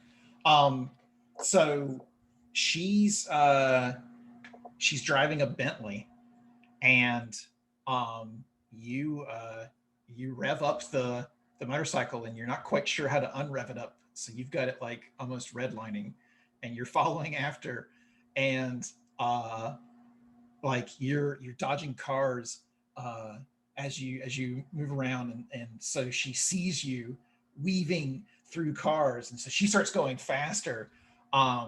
And then you hear these cops are starting to chase all of you. um, and then she takes an exit off the freeway, and she almost crashes into other cars, and you zoom after her. There is a crash behind you, and the police can't come after you. And pretty soon you find yourself out in the countryside, and there's like swamp trees and stuff like that. And you've lost the Bentley, but you know it's around here somewhere. And now you're in this creepy, swampy area, and you finally figured out how to brake the motorcycle.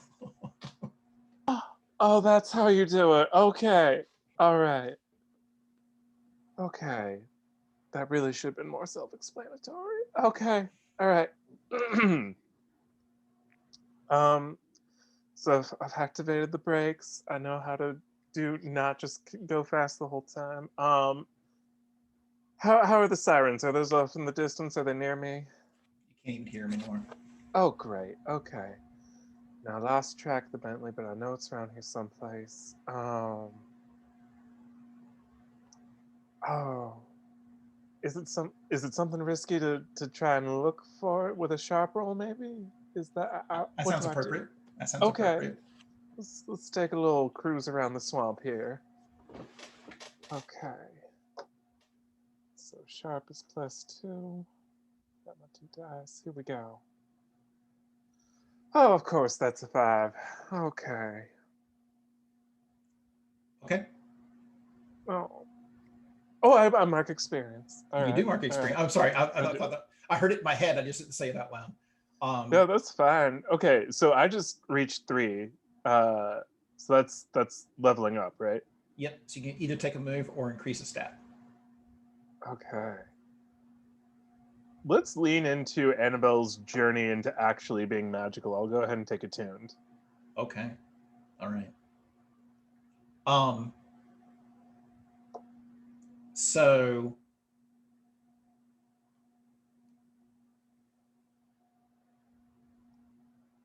how to deal with failure here?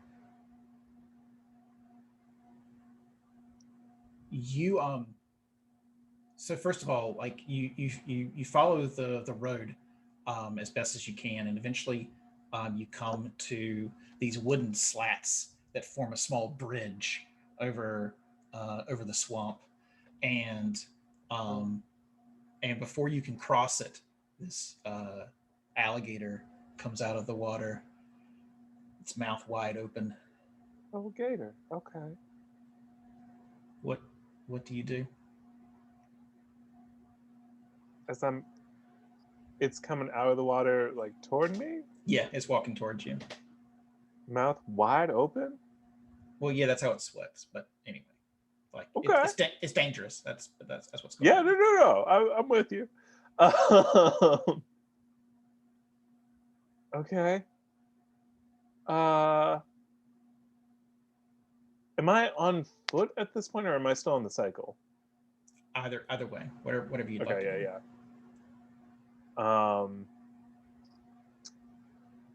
I guess I would just. It's only walking, so I guess I would just drive away from it. Okay. So you're gonna Yeah. head away from where the Bentley was and head back into town. Oh no, Annabelle's too determined. She wants a big break and a clue. She's gonna head toward the Bentley, even though there's a freaking gator in the way. And just ignore danger. Okay. All right. Yeah. So that sounds like a cool roll for me. Of course it does. Oh, Annabelle. Okay. Okay, that's a 10. Gator doesn't mean shit to you. That's right. That's more like it. This is the Annabelle I am. Okay. Okay. And you pull up to a swamp house. There's a Bentley parked out front, and we'll come back to you, Aunt Penny. You are being led into the baseball stadium, and the cops getting, or the security guards getting more and more agitated. Like he's not even talking to you anymore. He's talking to himself, and he's distracted. And then at the moment that a certain heart gets ripped from a certain chest, he like grabs his chest and like falls to his knees, which is what happens to all of the other baseball players in the locker room. What do you do, Anthony? Are you okay? Are you okay? Um, um, I I get a little panicked, so I grab like his walkie-talkie or whatever, and Right. I'm yelling Mayday, Mayday, and then it's just like making a lot of static and noise, so I throw it down and I get my phone, and it looks like he's having a heart attack, I guess. So I'll call 911, which is what you're supposed to do. It is what you're supposed to do. So yeah. Hello, there's an emergency. Okay. You deal with emergency services then. The operator will send out an ambulance to your location. Do I have to give him CPR or something? Do you know CPR? No, but you can talk me to it. So she starts talking you through CPR. You want me to put my lips where? Just focus on the chest. Oh, okay. All right. So I'm actually trying to do it. I don't know how effective she would be, but Okay. maybe. And then the guard falls unconscious. Okay. So quick flash to Benry. Frank isn't dead. Cool. He's lying on the floor, but somehow he's not dead. What's he doing? Just lying there? He's just lying there. So, does Vanessa get to do anything before Ben Reason instinct takes it? Yeah. I was gonna say I think as Benry is like eating the heart, which is pretty creepy, I think Vanessa is going to like poke him a little with her knife. Go, hey, Benry, you there?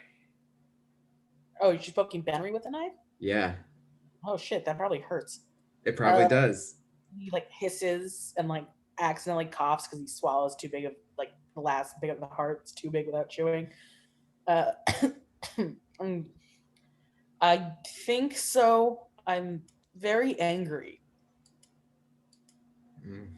Well, okay, me too.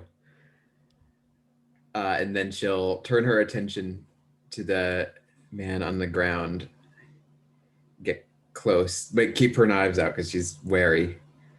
Yeah. Do you think is do you think you might have fixed him, or Well, I perhaps we should still heart. be sure? And she'll hold the knife.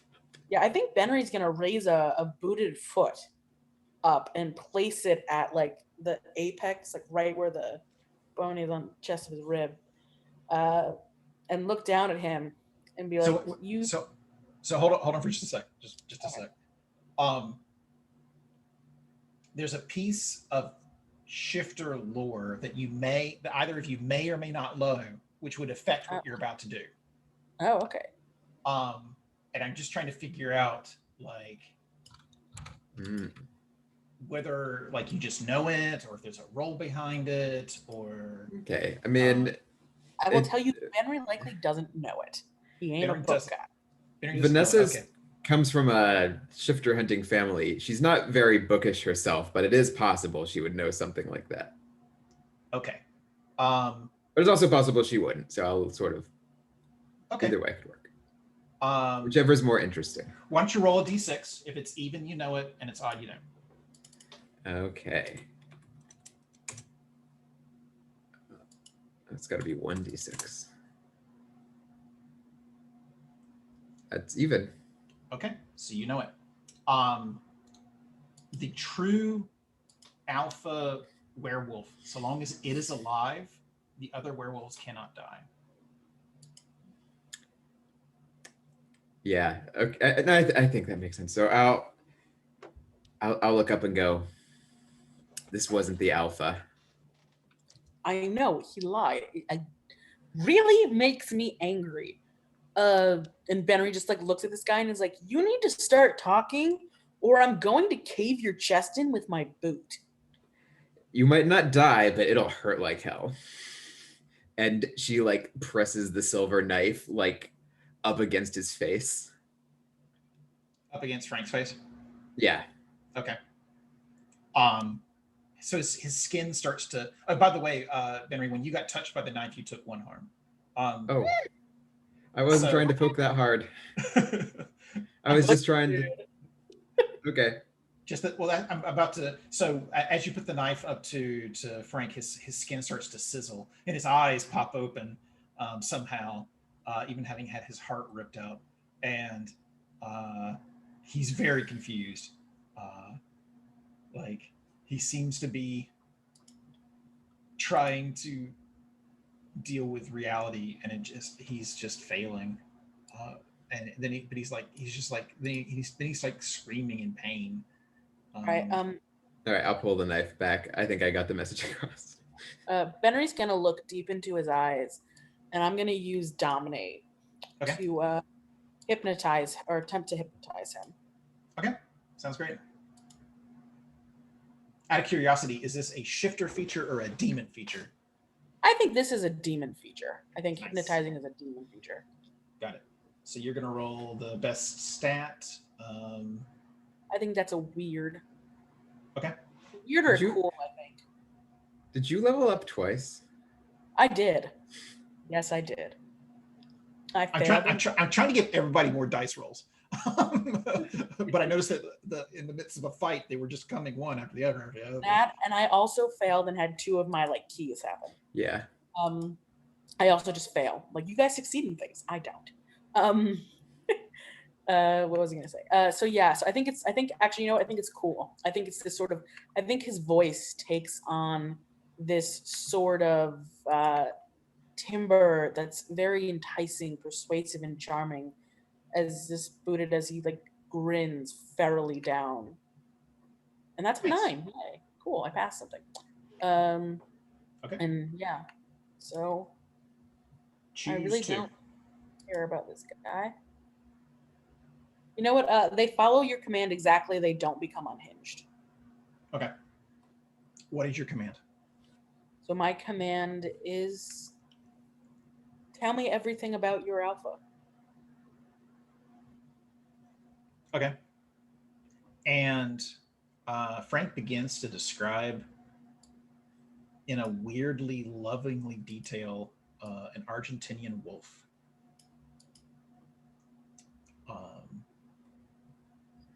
And like in fatherly terms, if that makes sense. Yeah. Like, you know, he protects us and he gives us strength, and um, uh, you know, his vision is the only vision, like that kind of stuff. Like he's obviously like almost like a cult at this point. Okay. Do I get the sense that like is this a straight up wolf or is there like a human side to this wolf?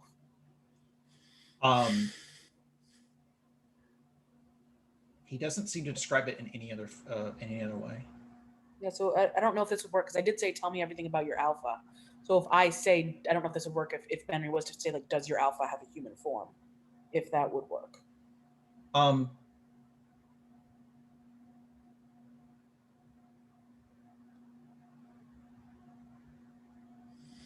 and he's just so puzzled by the question.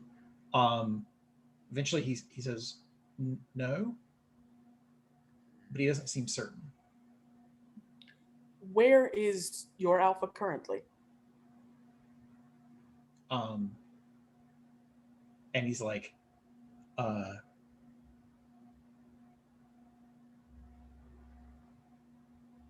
he's been captured. That doctor took him.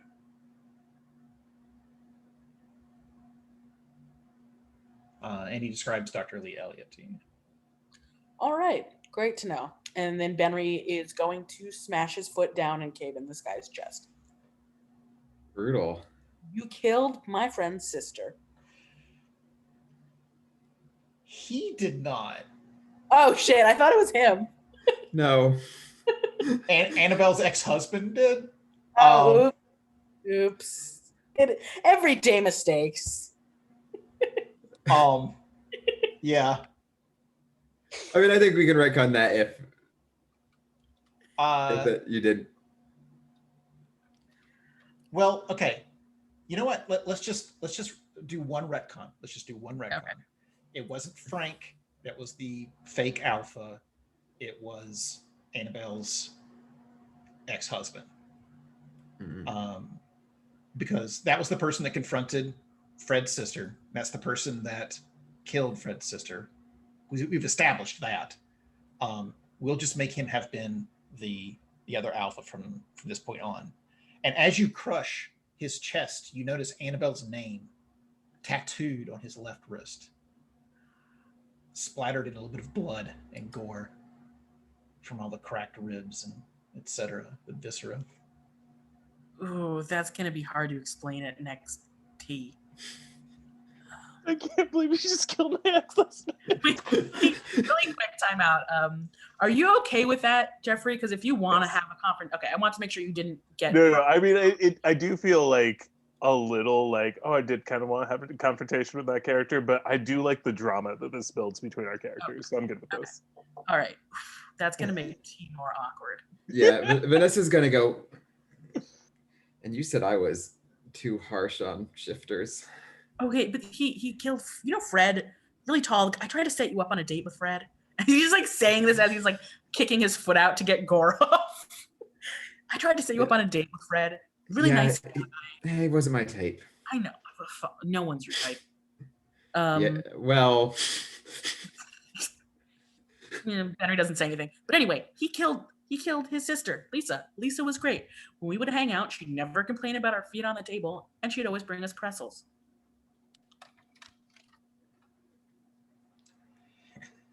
I mean, listen,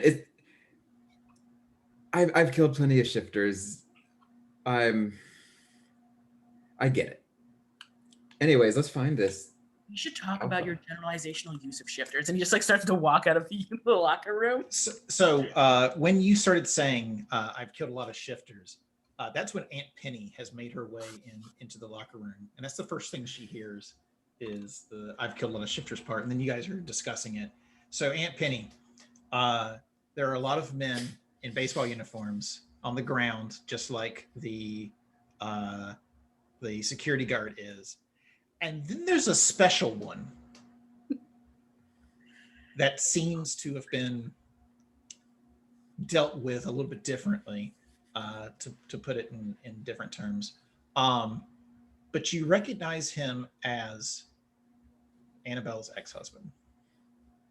Not just an ex-husband anymore. Yeah, now he's an ex-human. Person. Yeah. Yeah.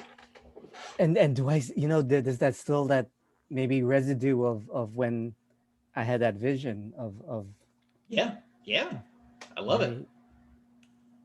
right? And I just like I just give like a squawk of alarm. Oh, Aunt Penny. Hey, and I feel like Benry's hand tries to go to his mouth to wipe away the blood that's there. No, it's okay. He was bad. That's Annie's ex-husband. That would explain the name on the wrist. I just was like, coincidence. I wonder how many women are named Annabelle. But, sunset. He was the bad guy? Mini box? He was something of the second in command of the shifters here. Yeah, he had real beta energy. He was a beta, yeah. Oh my god! Oh, well, you got to get out of here. The ambulances are coming. Well, we know where we need to go. There's we gotta find a Dr. Lee. Lee Elliott. Yes, Annie's on that. She's on top of that. Oh, she could be in real trouble. She borrowed your motorcycle. What? And he just like starts running. He just starts running. That's his baby. Don't worry, we can take my car. Right, I follow you.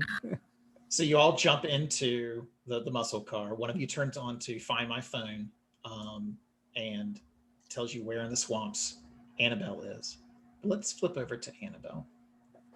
I just as a quick reminder, I do have the move to appear immediately, so I think we'll get there at an appropriately dramatic moment.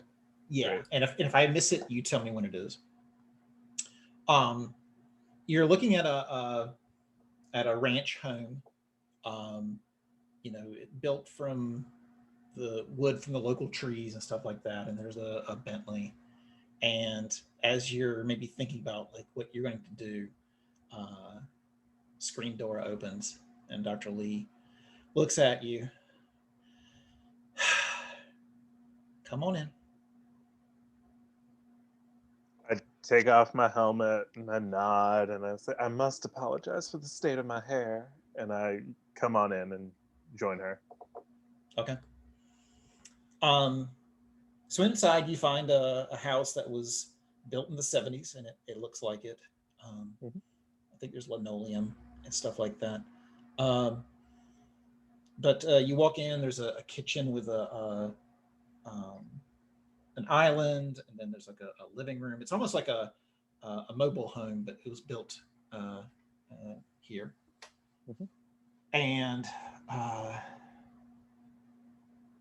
she says, I didn't know they hired somebody to follow me. I tried to lose you, but you're damn good. Thank you. And nobody hired me. I'm going rogue on this one. I'm just a concerned citizen. So you're not here for more of the drinks? No, but I do want to ask about that.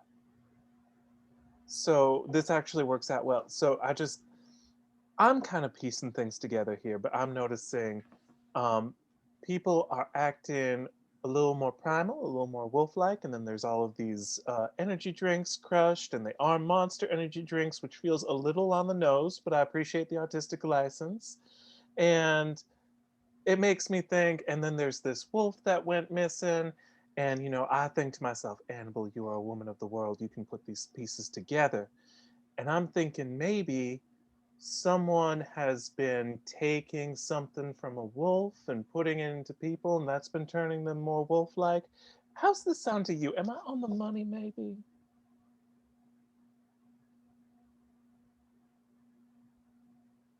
So how much do you want? Excuse me? You obviously want to get paid. Oh, honey, no. No, I don't need your money. I'm a respected businesswoman. No, I don't. This isn't about I'm not blackmailing you. Sweetheart, no. No, my thing is I can't have werewolves around this town. We have enough of a shifter problem, so whatever you're doing, you just need to stop. It's that simple. What are you doing? Stop doing it. End of story. I don't. God, everyone thinks everyone has an agenda. I don't have time for this. So I can't pay you off.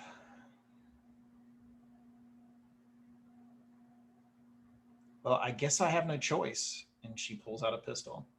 Oh my And God.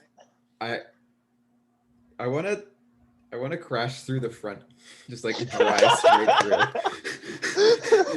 the front wall. You want to Dukes of Hazzard this? Okay. Yes, I mean this vehicle is reinforced. I got to roll though, right? Yeah. So This vehicle's reinforced. Reinforced with silver. it's a 14. Oh wow. Why don't you describe? Yeah, as Dr. Elliot pulls out the pistol, as soon as that happens, this like reinforced werewolf hunting car smashes through a bay window, and glass goes flying everywhere, and like immediately Vanessa like leaps out one of the doors, and now since she's had time to prepare, she like just pulls out this giant silver sword, which obviously she keeps around in her car for just such an event. I don't know how everyone else is getting out. So let's rewind time just a little bit. Okay. Out of curiosity, like you see the wooden bridge, and you see the house, and you make the decision to crash through the house. Yeah. How does everybody else in the car react when Vanessa speeds up instead of slows down when approaching the house? Don't worry, the car's built for this sort of thing. Yeah, and I'm built for this, but I'm quite concerned. Aunt Penny, just 1 second. And I think he like unclips himself, Benry unclips himself from like the front seat and gets into the back where Aunt Penny has been sitting, and like sort of like gets over her in a sense, like sort of putting his back between her and where this impact is going to happen. And he's like, I am so sorry for like lording over you. I know you've been unhappy ever since I got taller than you, which granted was a long time ago. But just gonna just yeah. And he's just gonna sort of bar over her like so that she's protected. Yeah, I'll just be like, kind of confused and trying, Vanessa, dear, you're going very fast. Benby, what are you doing? What is this? What's Close your eyes. happening? I don't want you to get dust in them. I cover my eyes, but I kind of I make sure all the windows are rolled up.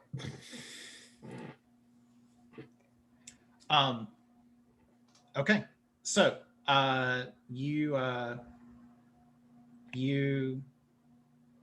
drive through the house, and the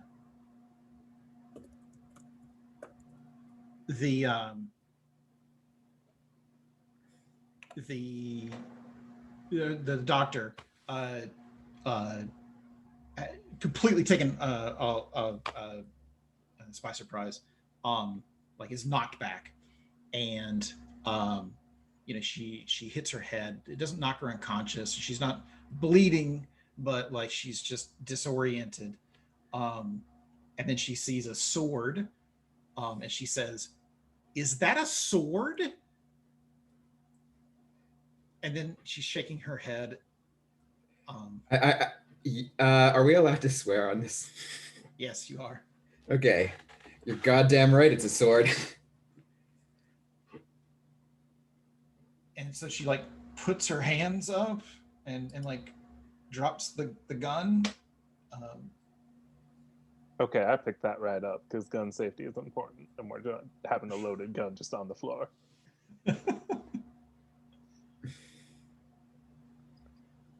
um,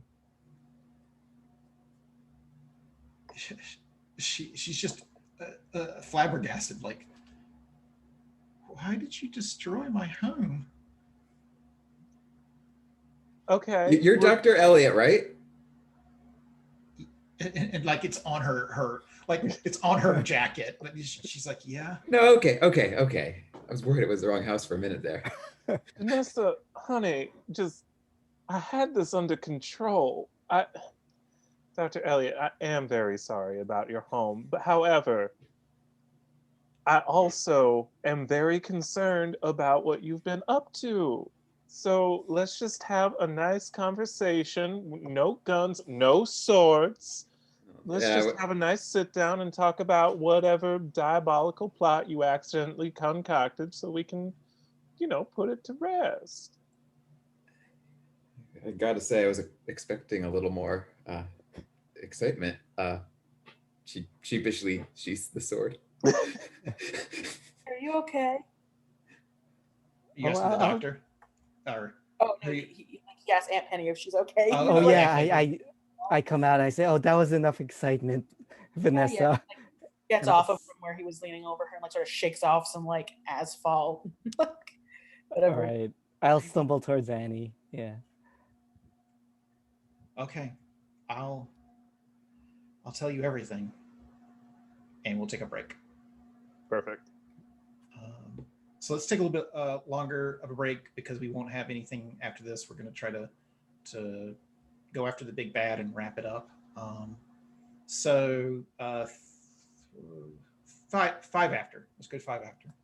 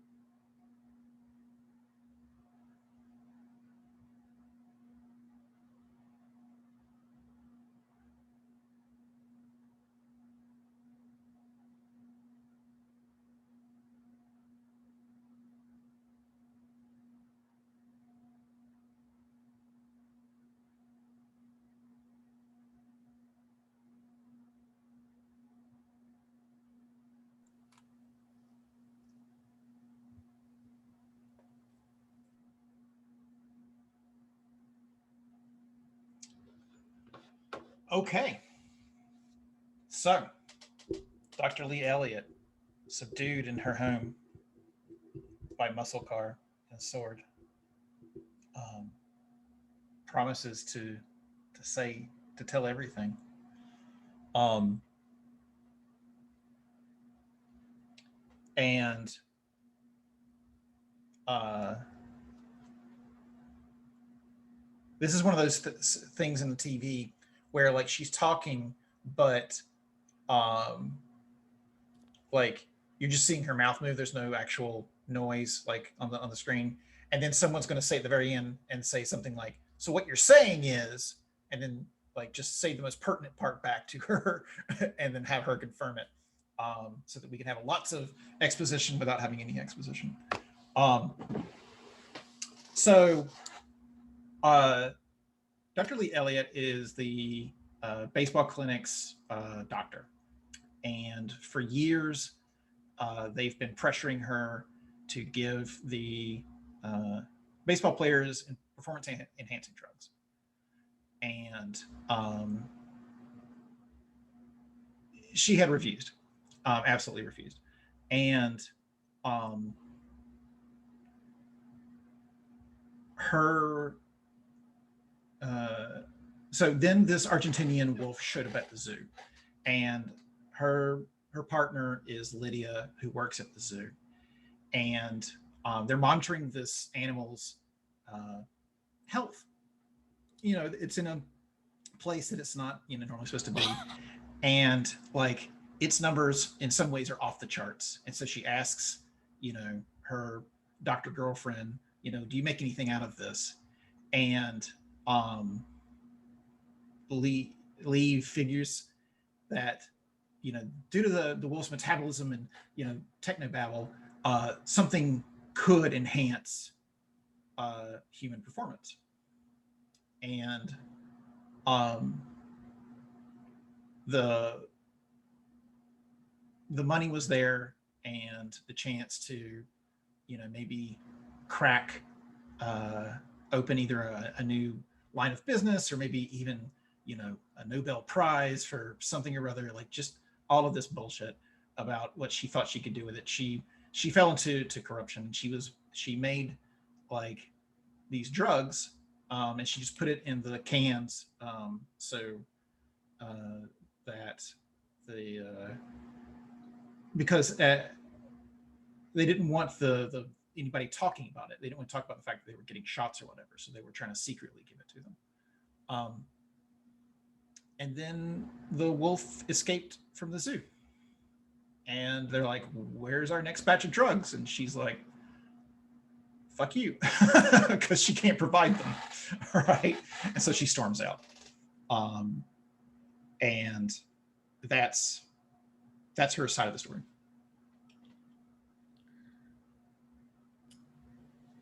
I have a weird idea. Benry wants to howl and see if the wolf is in the house and howls back in response. Okay.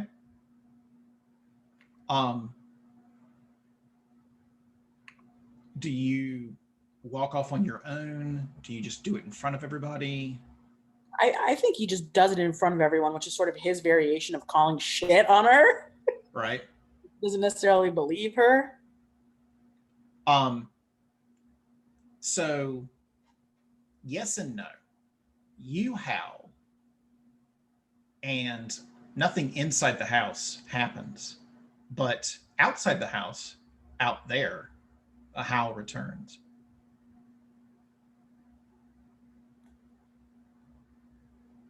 Like, how far outside the house? Like, Plot distance. plot distance. Looks like I put this away too soon. Benry, sweetie, you really have to warn people before you howl like that. I have sensitive ears. I'm so sorry, Miss Underwood. Let's I'm just sorry. But I don't know if she's keeping the wolf out back, but it's out there. It's no, she's not. It's out there. Oh, okay, it's just out there. It's out there. Okay. Right. Well, Dr. She Elliot, was telling the truth. She has lost the wolf. If she had the wolf, like she could continue making the drugs. well, Dr. Elliot, I hope this teaches you to stay out of the drugs, firearms, and werewolves business. But if you want to survive this, you might want to stick with us. You think my life's in danger, other than cars crashing through my house? I think you've stumbled into something much bigger than you've realized and pissed off something you can't control. We're all in danger now. And she looks really, really frightened at that point. And like she just nods her head. She like if you're providing her protection, then she'll do it. So now we're at the point where we're going to roll to see if any of y'all played Blades in the Dark. I have. Okay. All right. So I've run Blades in the Dark. So like there's like a roll that you make before the heist to see how well the heist is going at the beginning. We have a similar roll that Jesse is introducing into this, where we roll the clues and we see how much of an advantage you have when you take on the big bad. But I would like to have the characters to be able to go over tones and research spells and like do all of this thing that's part of that role. So I would imagine like you guys go back to Aunt Penny's house, you do your research, you put on your flak jackets, whatever it is you want to do. Eat lasagna. And eat lasagna. Could we, like, I'm not opposed to that if everyone's down with that narratively, but I also think like Annabelle probably in her purse always carries some tomes, and I think the back of Vanessa's car probably has plenty of weapons in the trunk. Just like I like the idea that we're prepping on the go, since I feel like we have so much momentum. Okay. Yeah, I cool. like that better too. I also have a key bait. Okay. If you want someone, I can. I still have a vial of this person's blood, of this wolf's blood. I don't know if that can be used as a lure. Or Benry himself, the person who ate the beta. Oh. So does Aunt Penny tell Annabelle what happened, or does she keep it to herself?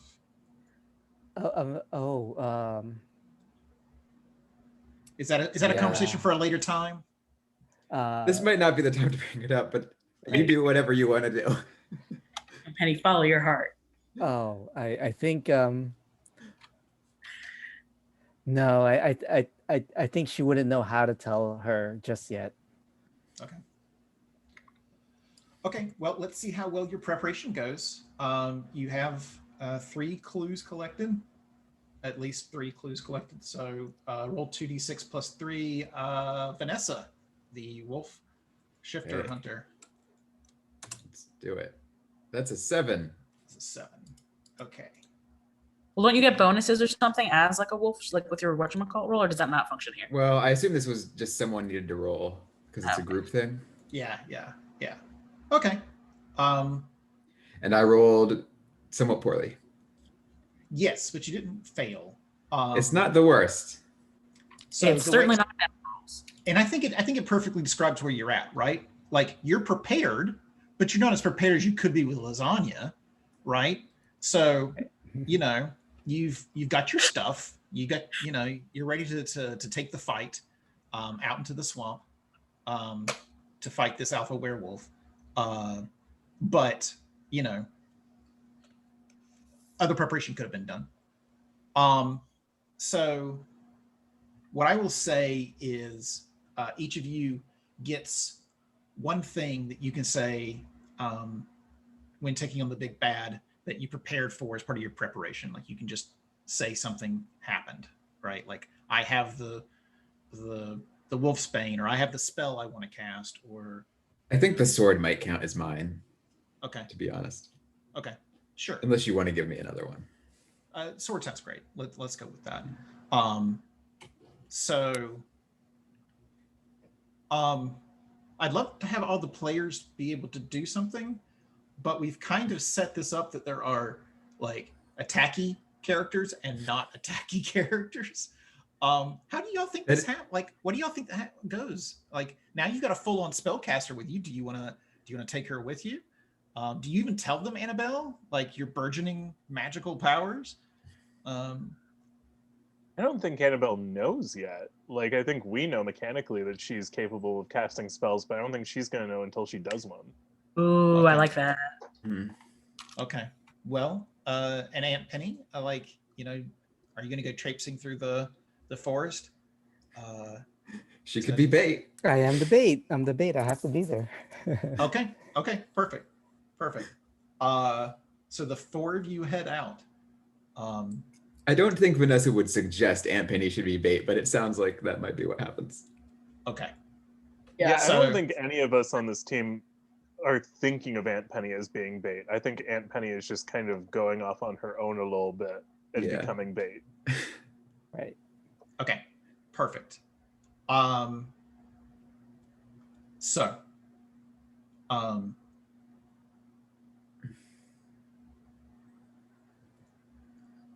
you all are deep inside the swampy forest, and Benry calls out another howl, and you can hear the response howl very close. Benry, you can even start to feel the presence of a true alpha nearby. Everyone still need to do like their prep special item thing.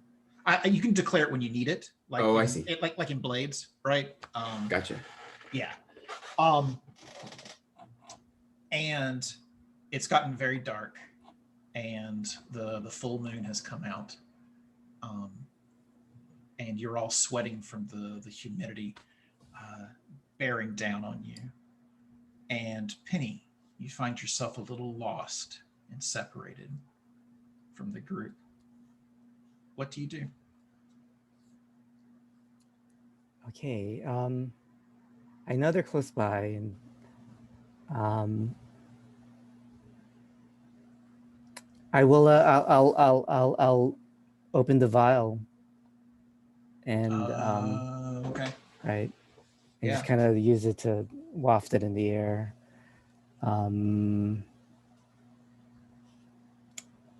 Right. Oh, you know what? I'll have a little scarf that I'll pour it on. Okay. And I'll kind of wave that. Okay.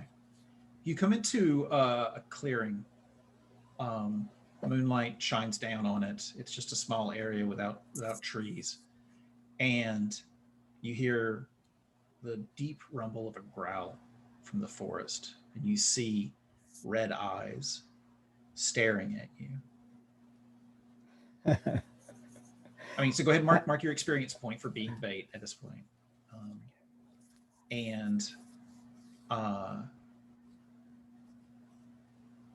What do you do?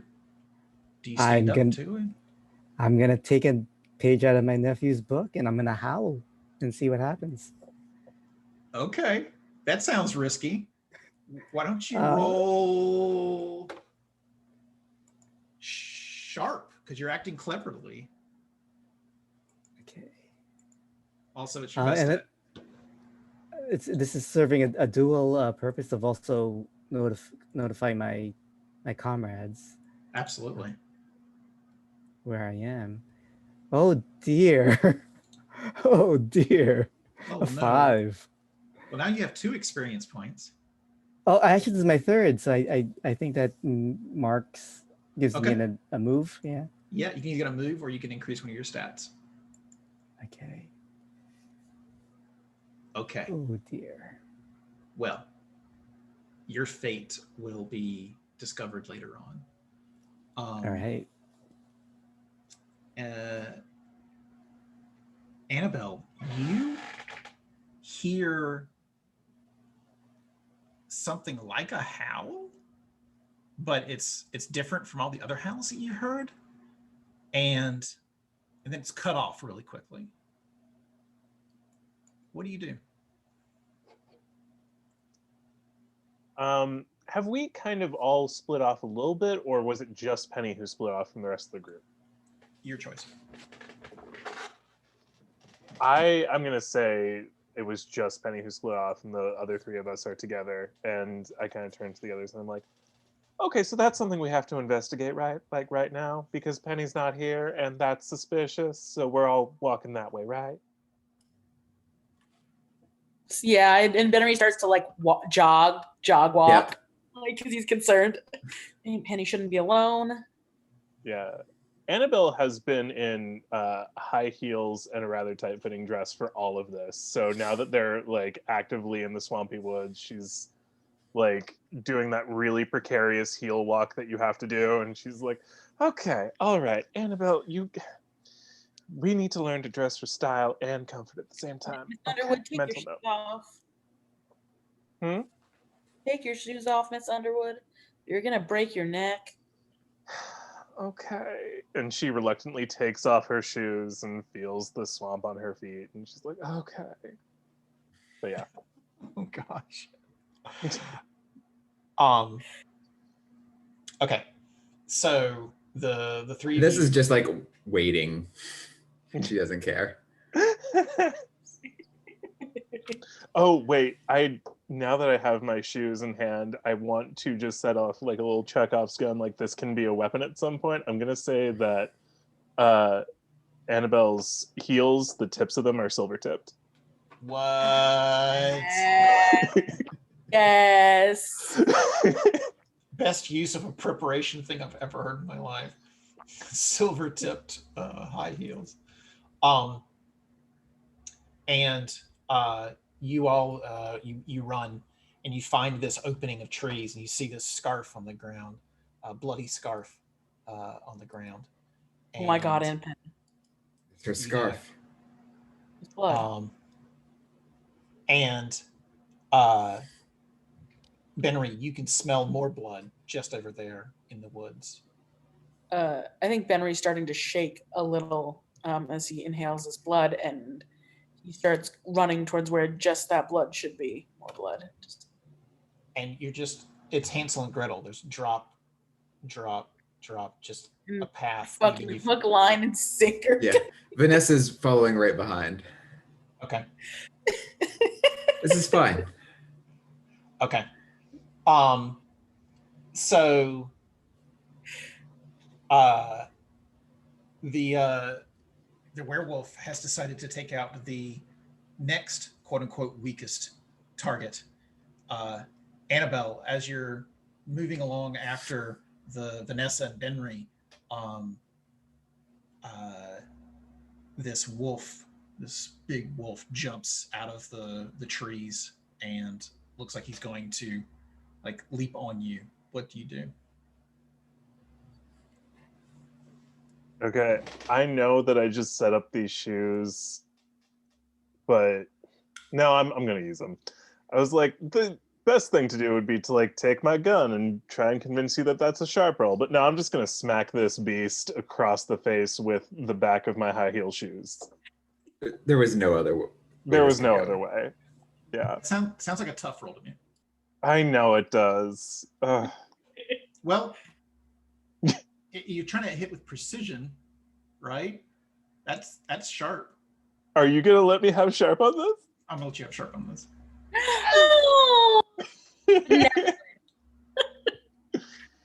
Cool. All right.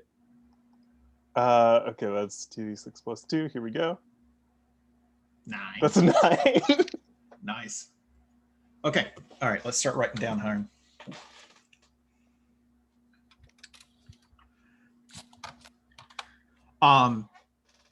Where were you aiming for? Like head, paws, chest? I think the eyes. If it has to be that precise a strike, right? I think I was trying to get it right in the eye. Okay. All right. One of its eyes is now bleeding. It like you hit it with such force that it knocked the wolf back. It tumbles over and it's looking at you, and you can see blood coming out of its socket. And it takes one. It growls at you for a moment and then runs back off into the forest. Well, it's a good thing these are red shoes. No one's going to be able to see the stain. Blood ends up being brown. You're not here to correct me. I mean, I feel like we might have noticed that, right? Oh, Yeah, we still you want to probably help have Aunt seen Penny, this. though. Yeah. Oh, Also, yeah. is the doctor still with us too, right? If she's coming along, then yeah, then she's part Yeah. of the. Okay.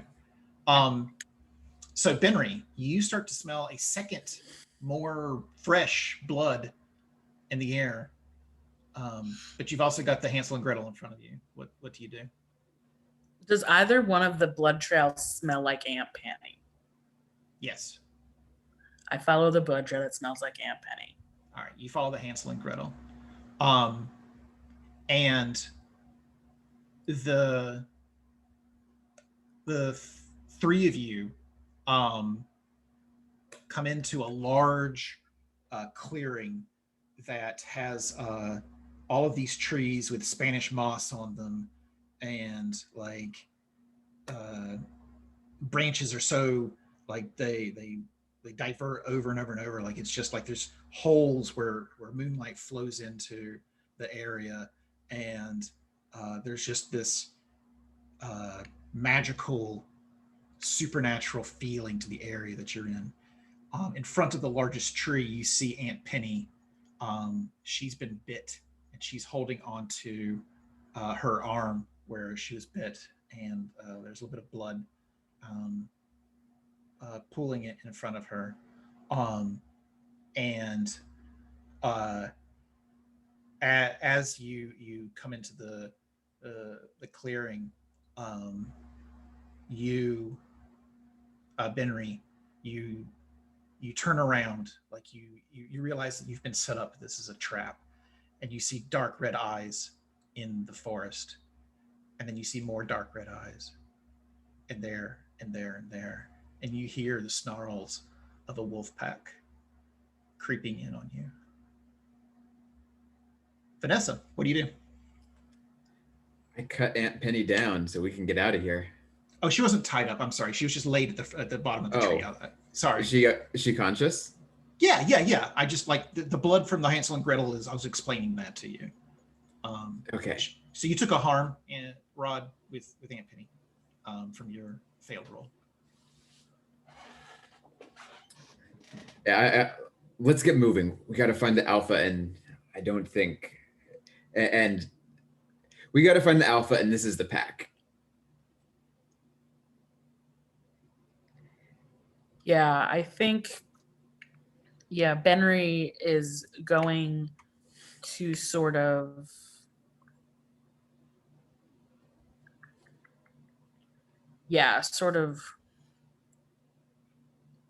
try and use dominant in the situation, but more for the supernaturally intimidate others to try and get the quote unquote the weaker pack members to just get out of here. Oh, okay. So I think that would be tough. Yeah, because he's tough. intimidating. I'm going to give you.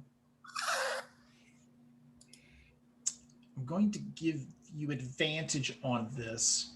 You are connected to this pack because you have consumed some of that monster energy drink. Oh, this is true. I have. Cool. Yay! 10. Well, I failed the first roll. You're supposed to roll an extra die, but that's fine. Oh, whoops. Okay, let me roll one more. No, you can't get any better than 10. So. Well, so I'll be honest. I originally rolled a 5, and then. Well, if you'd rolled one more die, the next die was a 6. So that would have been Are you okay a 10. with that, or do you want me to roll a single die? No. Okay. So 6 plus 2 is 8. The original roll was the first 2 rolls were 1 plus 2, and then the next roll after that was a 6. So.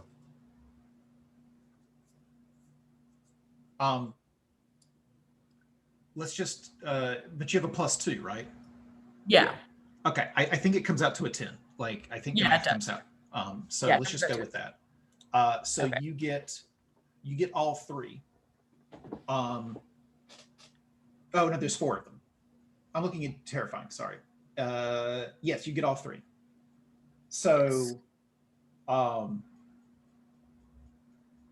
I'm going to uh, deal harm to the big bad based off of this Oh, as you okay. as you disperse the wolf pack because it's part of his power. Okay. Yeah, I think I just, as a more intimidating wolf creature, just snarl in this like loud, reverberating sense. In Benry's mind, his pack, his aunt, has been injured, and that's unacceptable. And these weak members need to disseminate so he can go find the big bad that did this and rip them to shreds. Okay. Well, before you do that, if you're okay with this, Jeff, you started running away from the wolf at that point. Like you'd done your thing, but it didn't take him down, right? And you run into this clearing, having been chased here because that's where the wolf wanted you to go to. And as you step into the clearing, you have a rush of magical energy. And as you continue to run into it, like it starts welling up inside of you. You feel some lock inside of you click open, and the moonlight is perfect for all sorts of arts and rituals. And you know something, it's just like these things just start coming to your head, like knowledge from elsewhere or elsewhen. And I'm going to do the thing that Kay was telling us earlier about in Charmed, right? Like you see the ghost of a female ancestor of yours um, there, and you know that she can guide you on whatever you would like to do. What do you do? First of all, this is rad as hell. Second of all, what do I want to do? Let me look at my options under attuned. So you can summon. Yeah. You can do anything beyond human abilities, which is basically like describe a spell and have it happen, or you can see across space and time, or heal or inflict harm. But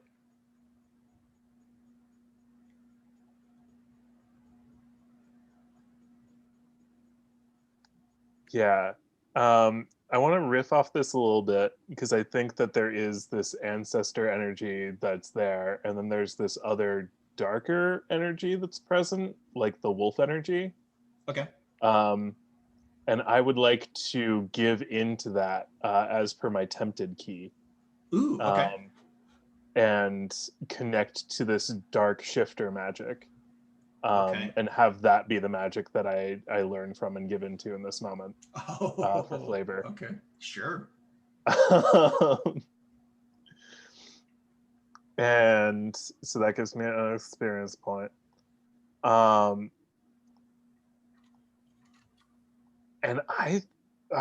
Annabelle, why are you doing this? I think I'm gonna summon a monster, and the monster I'm gonna summon is this werewolf, this big bad, because I want to take it down one-on-one. I want it like right in front of me. Is that okay? Let's see what the dice say. Let's see what the dice say. Okay. And this is a weird roll. So that's one. Okay, here we go. That's a mixed success. That's a 7. Okay. So the thing happens, but you also have to choose a glitch. Yes. Let's take a look at these glitches. I'm like so nervous. Effect is weakened or shortened. You take 1 harm. It causes unwanted attention or another side effect. I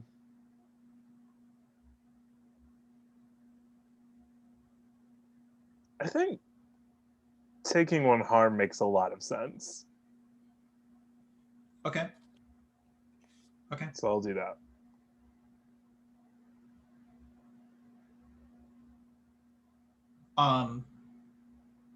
Would you like to amplify your spell? Boy, would I. All right. So you can make it more powerful if you take more harm. Sure. Is What is there a that? limit besides, the amount of harm that kills me? How much can I take? I don't have any limit in mind. I just want to know Cool. what you're willing to sacrifice, and what does it look like? Maybe I'm just reckless because this is a one shot, but Annabelle is going to go all the way up to 5 harm here. Um, she feels the darkness and is tempted by it and is into it. She's not aware that her ex-husband died today, but there's something mystical in the energy that's like something has shifted in the world for her. And she, yeah, I think she calls out as the mystic energy is like flowing through her, and she says, I tried to do this a gentle way and a polite way, and I wanted to have a conversation with those involved. But I can tell that the only way to get this done, and she's like pulsing with power and her eyes are like going black, is to become a monster myself. Are So you floating off face the me ground? head on, monster. And you're floating above the ground, right? A Yeah, little bit. absolutely. I am levitating. My hair is blown back with a wind machine. It's great. It's a moment. Okay. All right. Um.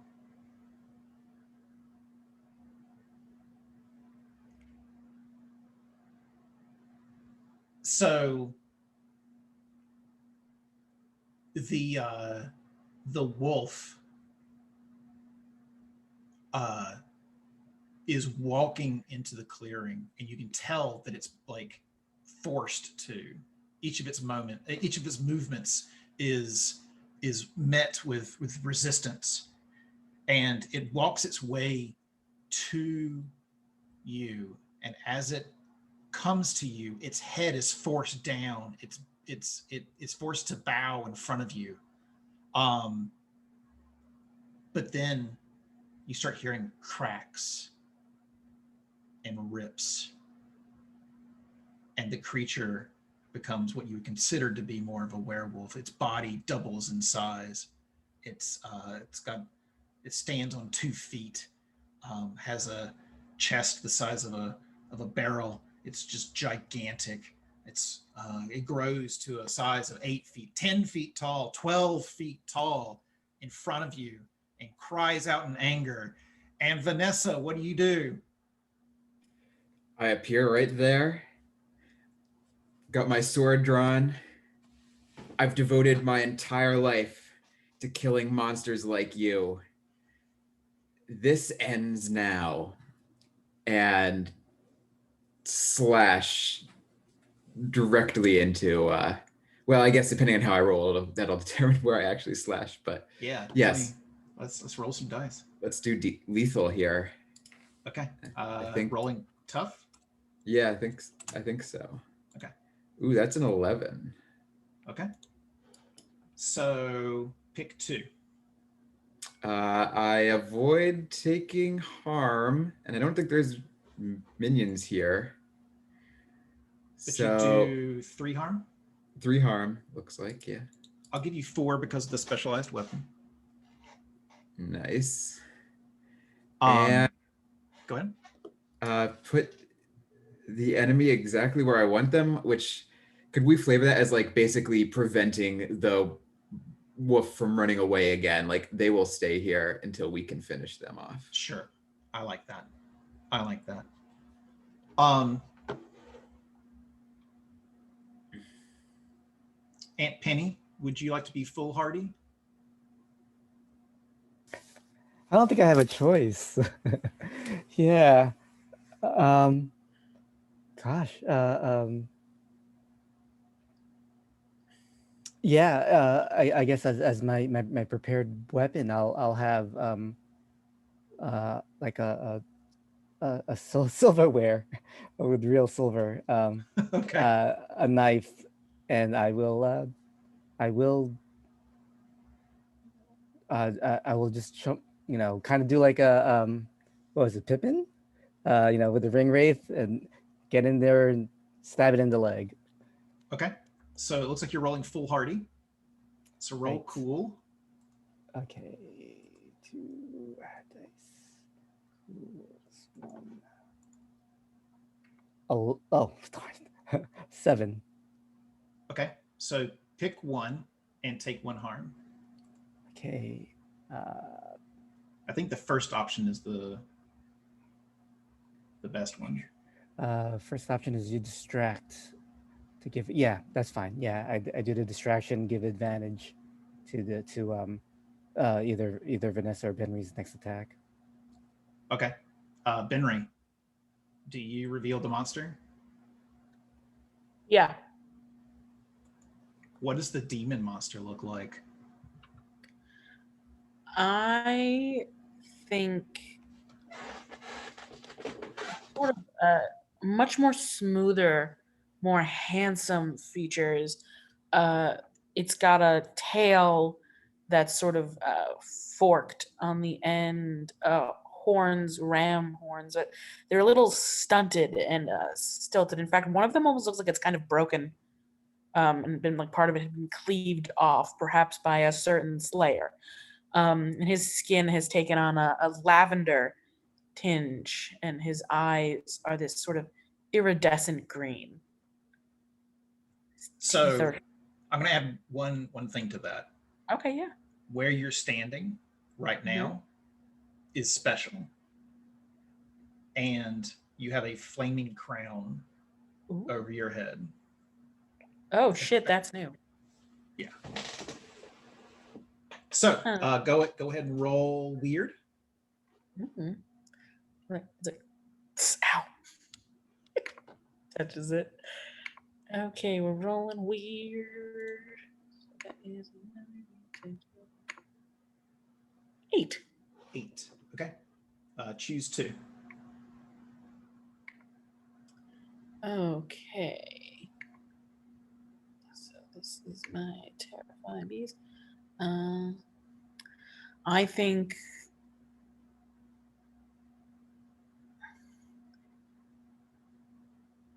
think my next attack deals +1 harm, and I have supernatural movements. Good, because the werewolf is about to eat Annabelle. Yeah, and I'm not going to let it. Okay. So tough? Yeah. Okay. I think I'm like, excuse me, I owe this woman an apology. You cannot eat her before I have a conversation. And he just sort of like pops right in front of like where he's about to swallow her, but except like bent down on his knees so he can try to shove up against her.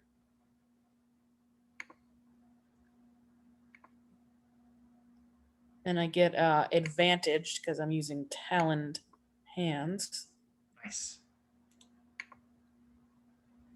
3 sixes. 3 sixes, everybody. Narrative. Dice like to tell a story.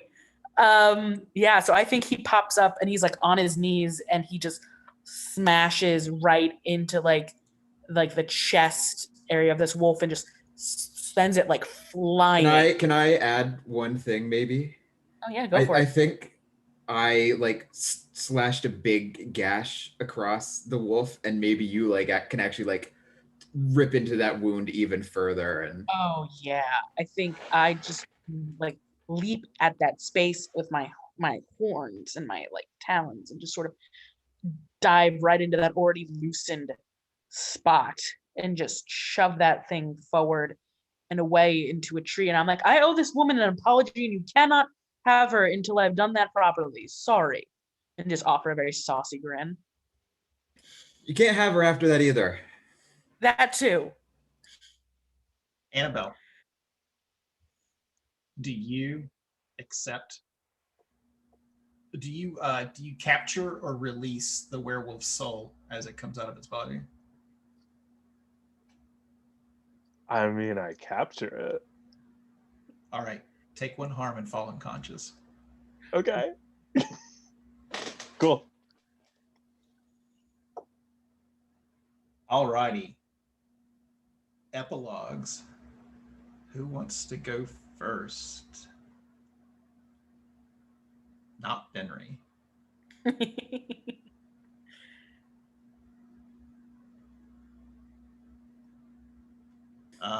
Let's start with Annabelle. Okay. What happens in the next few days after slaying the alpha werewolf?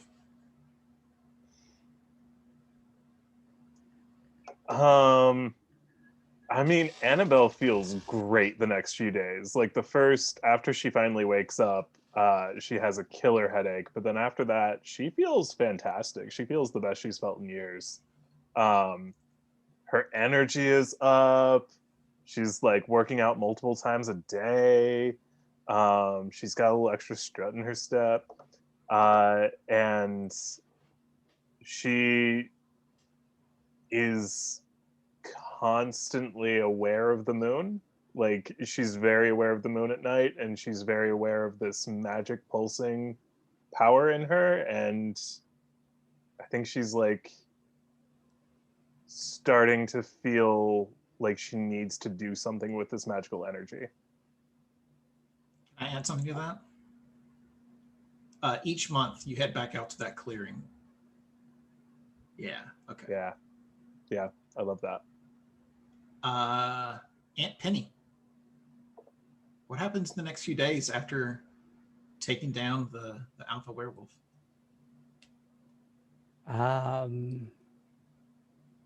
For some crazy reason, I do go out into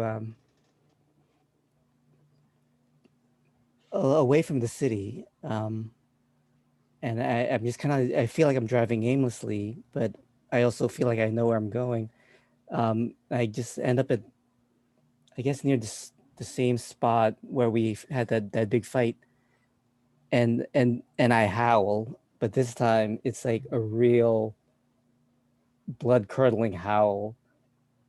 And where my wound was starts to throb, and I'm totally confused because I mean I don't know that much, but I figured the death of the alpha would break whatever curse might have been spread to me. But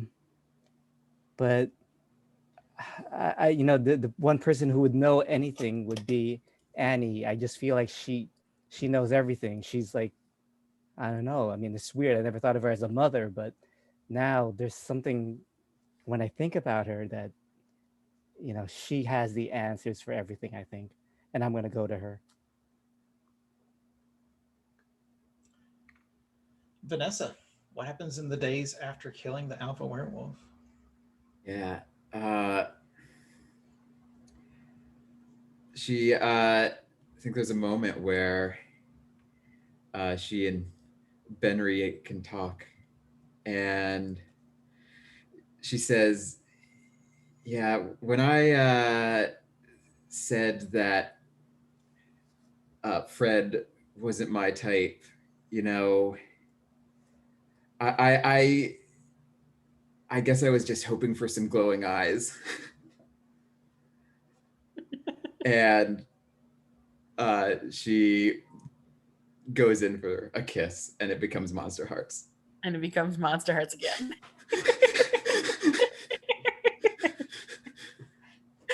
Yeah, I think Benry kisses her and is a little shocked, but is definitely for it. Definitely A+. What happens in the days after slaying the alpha werewolf, Benry? I think Benry feels a little lost. I think he'd sort of like, this was the first time he met what seemed like an intelligent shifter that wasn't just losing its mind, and he'd sort of been hoping to ask for answers. Also, that whole energy thing was kind of weird. There were some weird impulses there that he was kind of curious about. But one of the most important things he does is he does have a talk with Annabelle. Um, he lets her know what he did and why. He apologizes and says if she needs to do anything or if there's anything he needs to do to like make it up to her, he's willing and able, whatever he needs to do. He's very sorry for her loss. I think he bakes a frangipane tart with Aunt Penny for Fred, and lets Fred know that he heard through the grapevine, because I imagine after that, you know, the ex-husband dies, and he had his chest caved in. So he and brings up, you know, the police found this guy, you know, makes sure Fred gets that solace there that his sister's, you know, killer was taken care of. And then he sort of makes a text and says, tests are important and all, but it's Sunday night. We've had a week. How about some lasagna at Aunt Penny's? To like the three of them. Oh, BT dubs, me and Vanessa are official. I feel like Annabelle and Aunt Penny are just like texting like to each other. Finally.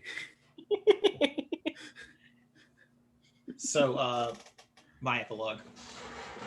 Camera zooms down through a hospital and into a morgue where a man with a crushed chest and a missing heart lies on the morgue table. And there's a doctor taking some notes when we hear the clack, clack, clack of shoes in the hallway. And in walks Lydia, the zookeeper. And she matches eyes with the mortician, not mortician, the ME. And he puts his stuff down and he turns and he walks out without saying a word. And she walks over to the body, puts a slight cut on her wrist, and gives it her blood. Fade to black. That is Sunset Kills, everybody. I hope you enjoyed it. Yay! That was fun. That was was super great. fun. That was great. Awesome. Yeah, I think that was my favorite session so far of the con. This is like my 5th session. Oh, wow. Wow. Okay. So Jesse wants to know if there's anything that went well, anything that went poorly. I guess we could just do Roses and Thorns. Well, let's stop the recording. I hope everybody that's been watching this enjoys it. Please look up Jesse Ross or Sunset Kills. It's available on Drive-Thru RPG and on itch. And